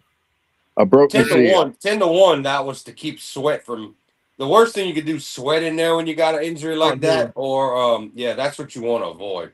I'm surprised the doctor probably sent you back to work and said lift nothing. Well, I mean, dude, I was working at O'Reilly Auto Parts as a counter person. So okay, but normally like when you get an injury like that, they'll either tell you do not lift over 2 to 5 pounds or lift nothing because that's the easy way to bleed out. And it wasn't a bad cut, man. It was just a small cut. He just cut me like enough where I had to have stitches. I had to have 2 stitches. Well, when I put that, I give you a story about when in the old 70s nail gun when it went through my finger. Huh? Yeah. Again, my doctor. The minute I went over there, I was hurting. They turning my hand, all that bullshit. Freaking, he walks in finally. He goes. He just walks in through the door, not ready to throw the X-rays. He goes, "Well, you broke it." He puts the X-rays on the thing. He's like, "Let's see." He says, yeah, all right. He says, well, they already cleaned you up. We'll give you a little splint to put on there. He said, no lifting. Tell them at work I don't give a fuck what they say. He said, no lifting over 5 pounds, nothing. You take it easy. No heat, no work. He says, take the rest of the week off. When you go back, no heavy lifting. And he was like, see you. Yeah, because they can't really do anything for broken fingers. Well, when I went back, that's when I was like, yeah, I got this pus leaking out. And he was like, And he says, take this cream. Oh, he gave me a prescription. He says, put that cream on there for a week. Come back and see me. And I did that. And I had this little bitty white thing poking out. When I got back, I showed it. And he went, what the heck? And this is the same doctor that pulled me out my mama when he was young. He was retired now. He looked at it and he went, what the hell is that? He took a tweezers and I went, and I felt him grab it and I felt my finger move. And I went, well, wait a minute, doc, wait a minute. And he starts pulling. I said, wait a minute. No! And he went, and he pulled it out. And he went, I'll be damned. He pulled out my pearl white. I hit the head of the nail. I hit my thumb so hard, it broke the nail, brought it through the finger, and came out blood. Before the blood could hit, it came out pearl white, the size of a 3-inch brad nail. Yummy. He gave it to me. He says, dude, take that home. Show your wife. I didn't have, but he says, take that. He says, dude, I've been a doctor for over 30. You know. He said, I've never seen that in my life. He says, you hit it so hard, it beat the blood flying out. Went through your finger, through the entire finger. You grew a new one. And I just pulled out the size of a 3-inch brad nail head of your fingernail. Perfect. And I held on to it for forever. Damn, dude. So Yeah. Monica said after her surgery, they told her not to carry anything heavier than a gallon of milk. So she told Josh he could not touch his junk for at least 2 months. Someone's lying here, Josh. Someone's lying, bro. Someone's lying. So I think it's her. Hold on, baby. Or that dude is so backed up, he don't have balls of steel. He's got balls of fluid. If his junk is heavy as a gallon of milk, I'm worried about Josh now. He might need some medical attention to get up. Thick like a can of Spam. Yeah, he might need some help to get drained. Hey, y'all remember? Or actually, that'll be this weekend. Actually, I was gonna say, Monica, that makes you look very bad saying that. It makes it sound like you're not doing your job, and that man's backed up. Well, honestly, y'all remember that movie Van Wilder? Which that was the first one. I never really watched it, but I know what you're talking about. Okay, so you know about the dog, the big English bulldog that had the. Oh yeah, that was that movie. That movie, yeah. Yeah, that's what they pretending. That's what Monica's pretending Josh has. Yeah, he just needs to be. Which Monica's forgetting. We met this dude in real life, and he walked around a city with Mike. He came to a bar with us. Yeah, that man wouldn't be able to walk. He was barely walking that night. We would need a wheelbarrow to help him around. Oh, we took care of that around. I was like, see, TMI though, TMI. I'm just joking. I love it. I love you guys. I appreciate it. Mike, how we doing on the time here? We're over 2 hours. We're almost 3 hours in. Y'all ready to show some shit? What y'all say? Y'all want to call it or what? Yeah, let's go ahead. Y'all want to show you some shit and get done? I'm shocked Josh isn't begging to call it like normal. That's why I'm looking at him with amazement. Oh no! I think it's time to call it, and we'll show some shit Monday. We'll show some shit Monday. I have shit to show. Oh, okay. Then show some shit. Yeah, you showed shit Wednesday. That's not the main show for me. I got shit to show. Well, I keep up with the chat. I took the chat off the screen. Monica, her last comment was ha ha ha ha ha. That's why you limped, Josh, because she took care of you on Valentine's Day. That's why you limped. Oh, Valentine was 2 months ago. All right, here we go. Ooh, that was a snuff, Monica. You just got smacked 2 months ago. Damn. Yeah. All right, we're gonna start with a couple of brand new things and a couple of used things. This just got reissued on vinyl. We're gonna do some new stuff. All of this stuff's not new, but we're gonna do some classics in a minute. All right. I still saved the stupid expensive stuff I've been having for 3 or 4 weeks. It's coming. It's coming. We've seen it. We've seen it. What? We've seen it. You saw like one. Yeah, it was nice. That I have more. That whole stack under there is vintage. Expensive. Yeah, well, we didn't go no further than the first one. Yeah, I know. I told you get off my shit, motherfucker. But yeah, digging in people's shit. How about I go dig in your ass while you sleeping, motherfucker? Yeah. Yeah. Anyway, slept back there and I didn't even go through your shit. Ain't that crazy? Yeah, I know. You only did it when everybody else was looking, motherfucker. Anyway, yeah. That's the only way to do it, man. Talk about needing bravery. Anyway, this just got reissued on vinyl finally, and I got it. I had to pay red with black splatter. It's sealed, $35. We've got Testament, Souls of Black. Great album. Great album. Good one from back. Nice. You know, not all the original members. We didn't have everybody, but I am working on getting my hands on the ones that are affordable. But yeah, that's sealed and new, so I grabbed that for $35. It's better than $44. Monica.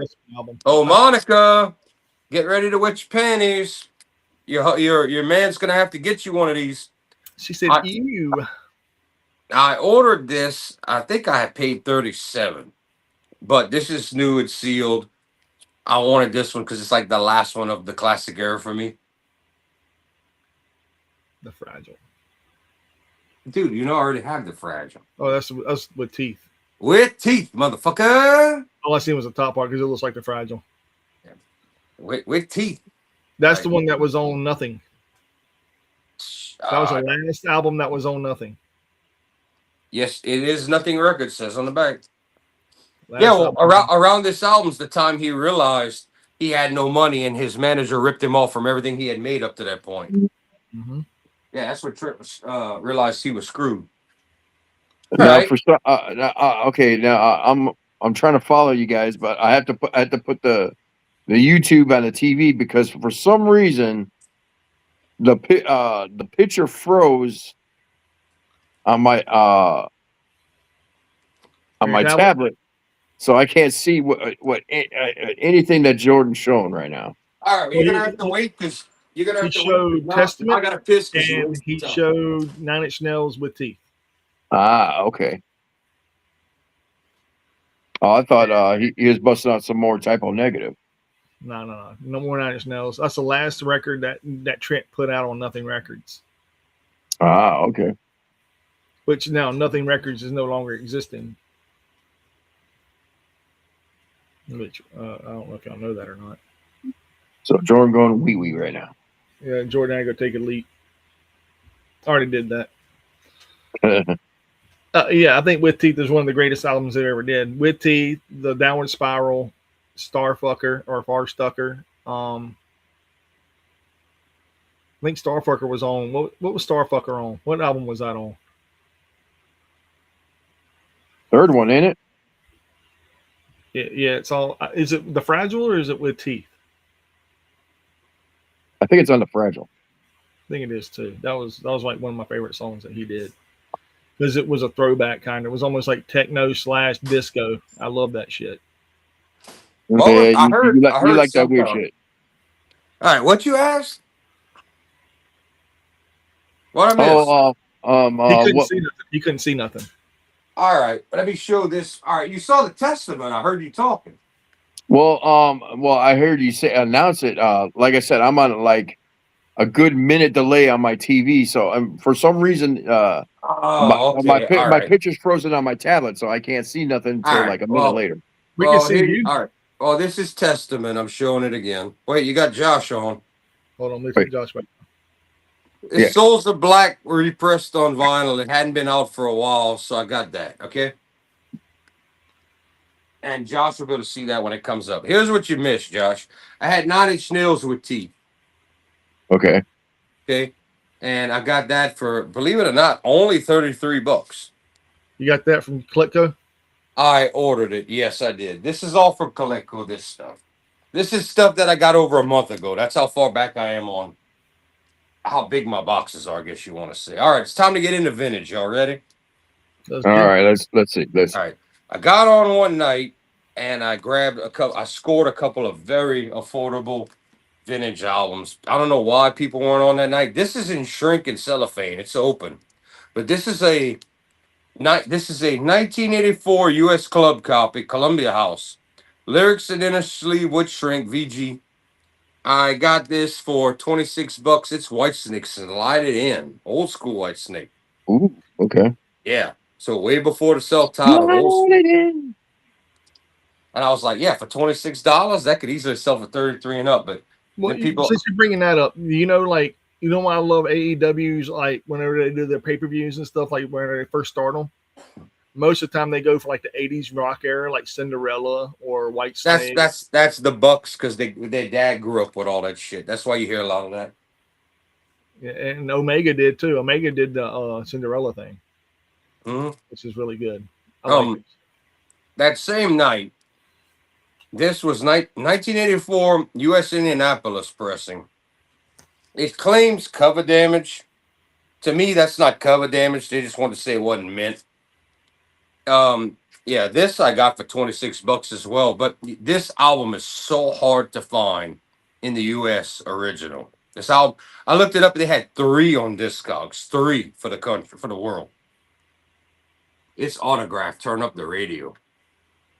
Oh wow! Or it's that song, the album's called "Sign In, Please." But this is the one with "Turn Up the Radio." And I looked up how hard this was to find. I couldn't believe they all backed out at $26. They just they knew I was on. They didn't want to fuck with me. And I was like, yeah, anything under $30, I'll take those albums for under 30. Those could easily sell for 44.50 and up. This sucker here, another vintage. This he was trying to sell this for $45. I see. No, You got it for like 40, I think. not this one. This I want to say this was during that sale. I think he was willing to let it go for like 30 or less. But this is the only one I needed. I now have the original 6. I got Dive It Down Van Halen. Nice. Oh, nice.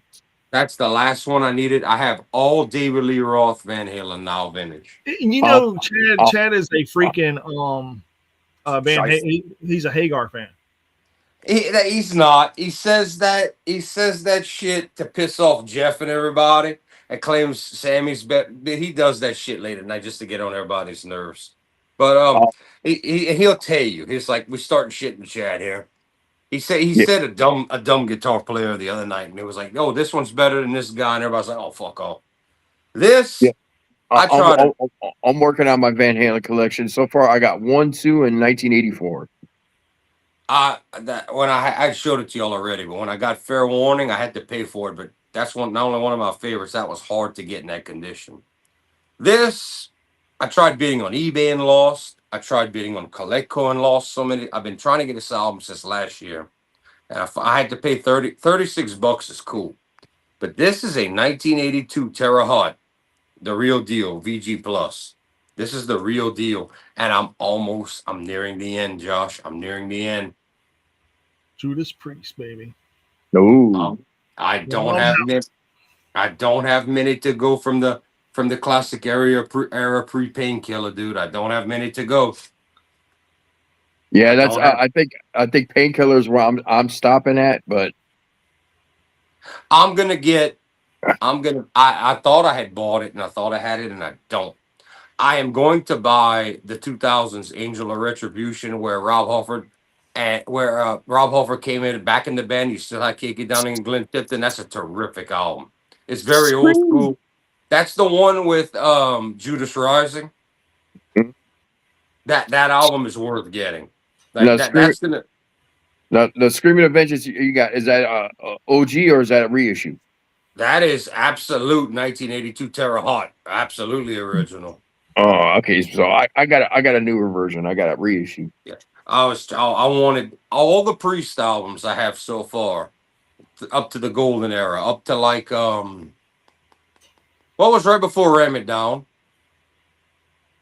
Rock and Roll? No, dude, that's the first one. That's like the 70s.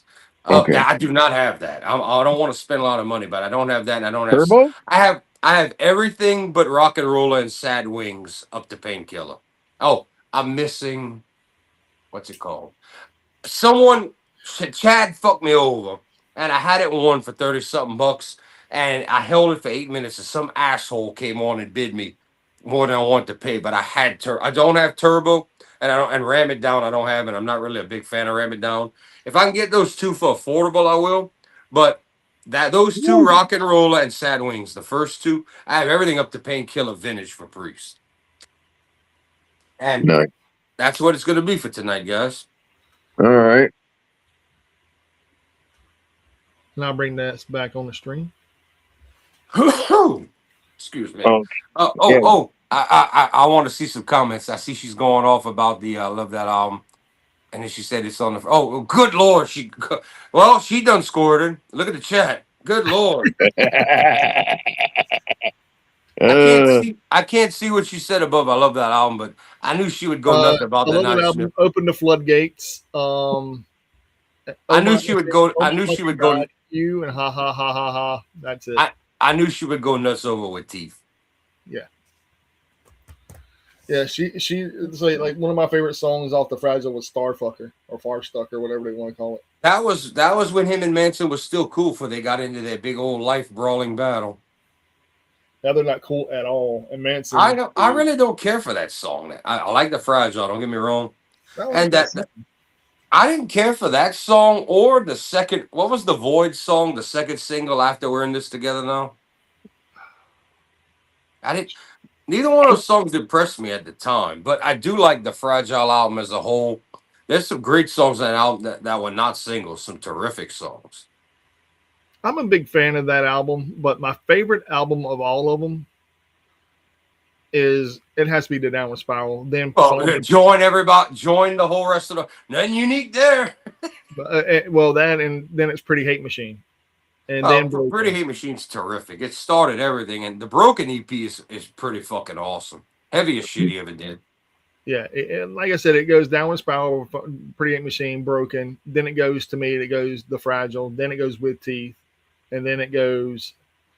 It's whatever order after With Teeth, whatever order, because that's all the. I haven't even got to get into all of those or hear them, all of them, but I will one day. But I sent you something, didn't I, about what he's fixing to do with that dude? Yeah, I saw it. I'll wait and listen when I hear it, but I have a lot of catching up to do on Nine Inch Nails. But that era from the beginning to right before With Teeth, that was all my junior high and high school. I was big into that.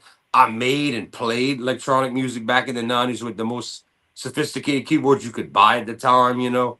So I mean, back in the day when it was amazing, you could put a floppy in a keyboard before CDs and record. You know, that was like unheard of. Like today, we still use thumb drives. You know, now you can use the thumb drives, or you can use Today you do all of that and download from computer. We couldn't do that back then. You had hard floppy was like in 1995 and 96 was like futuristic. You know. Yeah, and that's where you can use a bunch of samples and stuff from the floppies. Yep. Yeah. Well, I would make all of it and put it together, you know, and put it all together. She's fucking Monica. After all her moisture, she says, "Okay, I gotta go do laundry now." Yeah, and everyone loves the Downward Spiral. Everyone loves the Downward Spiral. I mean, hell, it has the best stripper song known to mankind. I'm not agreeing on that. I will not agree with you on that one bit. What? Not even close. Crazy. Best stripper song ever is on the Downward Spiral. You want to fuck you like an animal? Come on, dude. Oh, that's the one. Are you not even thinking of Reptile or nothing? That's what you pick? Yeah, I mean it's the best song ever. Been in strip joints for years, even before I was old enough. Never heard a woman do Closer. Heard a woman do Acid Bat Screaming a Butterfly. I've seen women do fucking Pink Floyd. I mean, we all know the big one in the 90s was that Montel Jordan, This Is How We Do It. Everybody did that. The Pour Some Sugar on Me was massive for that. That's 80s. They were still doing it in the 90s and 2000s. The girls that knew how to dance when the ass shaking craze came out, they knew how to work a pole, Pour Some Sugar on Me. That was absolutely everywhere. That you never seen a woman do Closer ever on a stripper club? Bro, I've seen a woman, a 26-year-old hot ass fucking smoking blonde, thinking all the right places, get up and put on Screaming a Butterfly. And I was just like, damn, this is gonna make some money. Well, I mean, the Pussy song too. I mean, by Lords of Acid. That was never seen a woman put that on. Never. Whoa. Never. Even before the big rap crit, never seen. Nah, not that. I'm trying to think of what the other big one was. I was kind of like when we said Pour Some Sugar on Me. There was something else. I can't remember what it was, but Garbage, when they came out with that first song, that song, that was all over the fucking place. I don't know what they would. Stupid Girl. No, the other one. I think that was their first hit. Was Stupid Girl. The other one on the same album, the I Would Die for You, Feel Pain for You. That song they would strip to because of the beat. I remember one time I went to a strip club. I actually had a couple strippers ask me if I had some I forget what metal CDs I had in my car because they needed some for a dance. And I was like, no, I don't have that one with me. I forgot what it was though that they wanted. So I seen some chick do that song "You're Crazy Bitch" by Buck Cherry. Oh my god! I haven't been to a strip joint since that song came out. It was god awful. I was married. I take it back. I take it back. They brought me to this place. They turned into a half-ass strip joint after that, and the dudes got stupid and started playing all kind of crap. They had Symphony of Destruction, Megadeth playing. The two girls trying to dance didn't know what the fuck they were doing to that. Fucking stupid. I seen a chick try to dance to this is no shit. She tried to dance to Ministry's New World Order. I can believe it. She tried very hard, and it was very terrible. I watched the girl have an asthma attack and finish the routine and she moved like lightning the whole time to that second song on the first Disturbed album. The Sickness? The second song. The Sickness.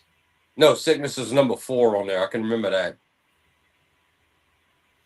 Like a fast song. It's like it's fast. It starts with a techno sound, and it's just like it's the fastest song. I know what you're talking. I know what you're talking about. It's fast as shit, and she was just flying. No great. She grabbed her inhaler after it. I went, damn. I said, I left the bar.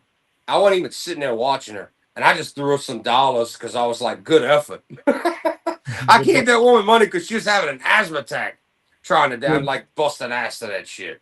I wanted to go pick up a dude from the airport in Tacoma, Washington, and we were like 2 hours early. So we had to go to a strip club because it was the only thing open. And me and this dude walk into a strip club, and this chick's like, this is my first night here. And I was like, okay, cool, whatever. She's like, I'm fixing to do Sepultura Bloody Roots. I was like, no, the fuck you're not. How do you strip that? Dude, this black chick went fucking hell's bells on that fucking song, dude. Some of the best rock and metal music stripping I've ever seen. Not ass shaking after like 2000s.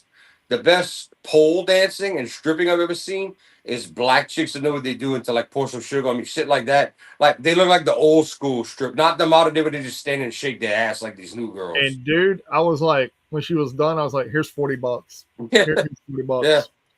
And my buddy looked at me and goes, why'd you give her $40? I was like, dude, that is one of the best heavy metal songs ever. And she just stripped to that.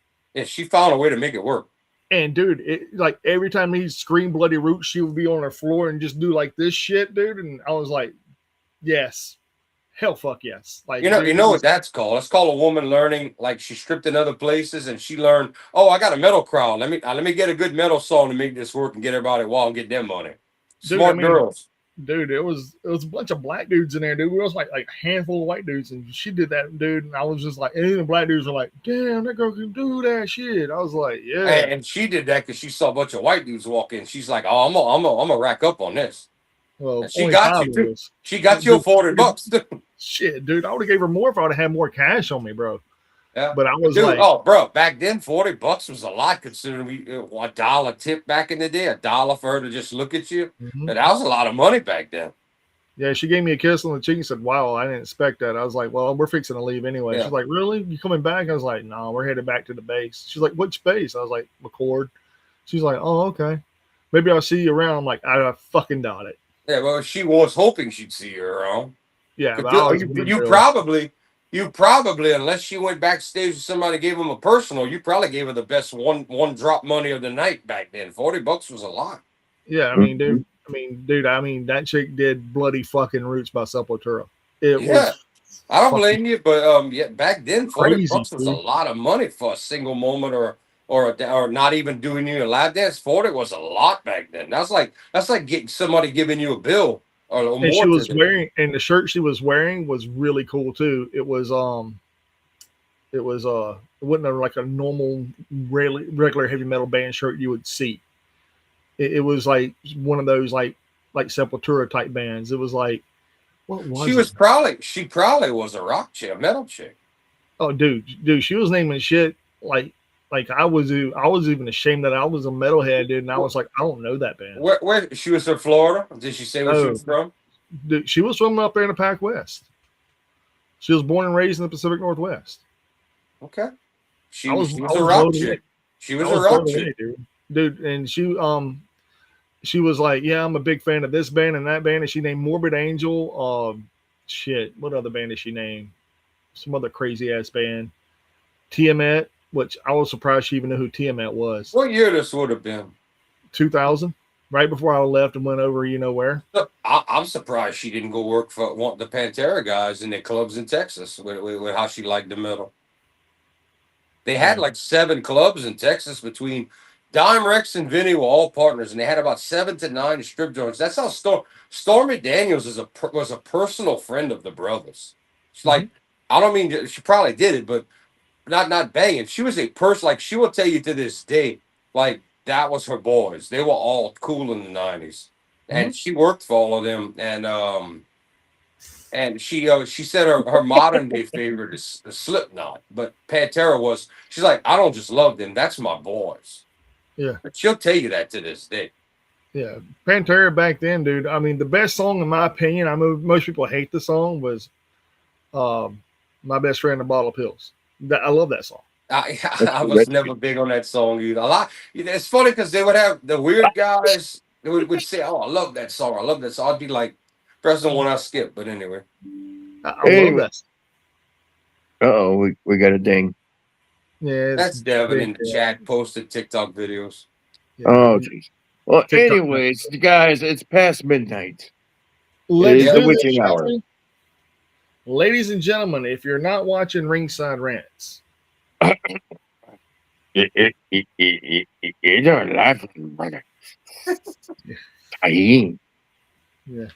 And if, baby, we're just not food to eat, ladies and gentlemen. We're also food for the ears, baby. If it's got tahini. That's right. And it don't matter if it's racking up all 6 albums from the David Lee Roth era of Van Halen, or making the ladies like Josh's woman Monica wet with 9 Inch Nails. Always remember, it's mine's mine, it's yours. If it ain't mine yet, it will be. Yeah, and ladies and gentlemen, let's see if I can get this thing to come up here. He's gonna try to do the thing. It should say, "Thanks for fucking watching, you fucking whore."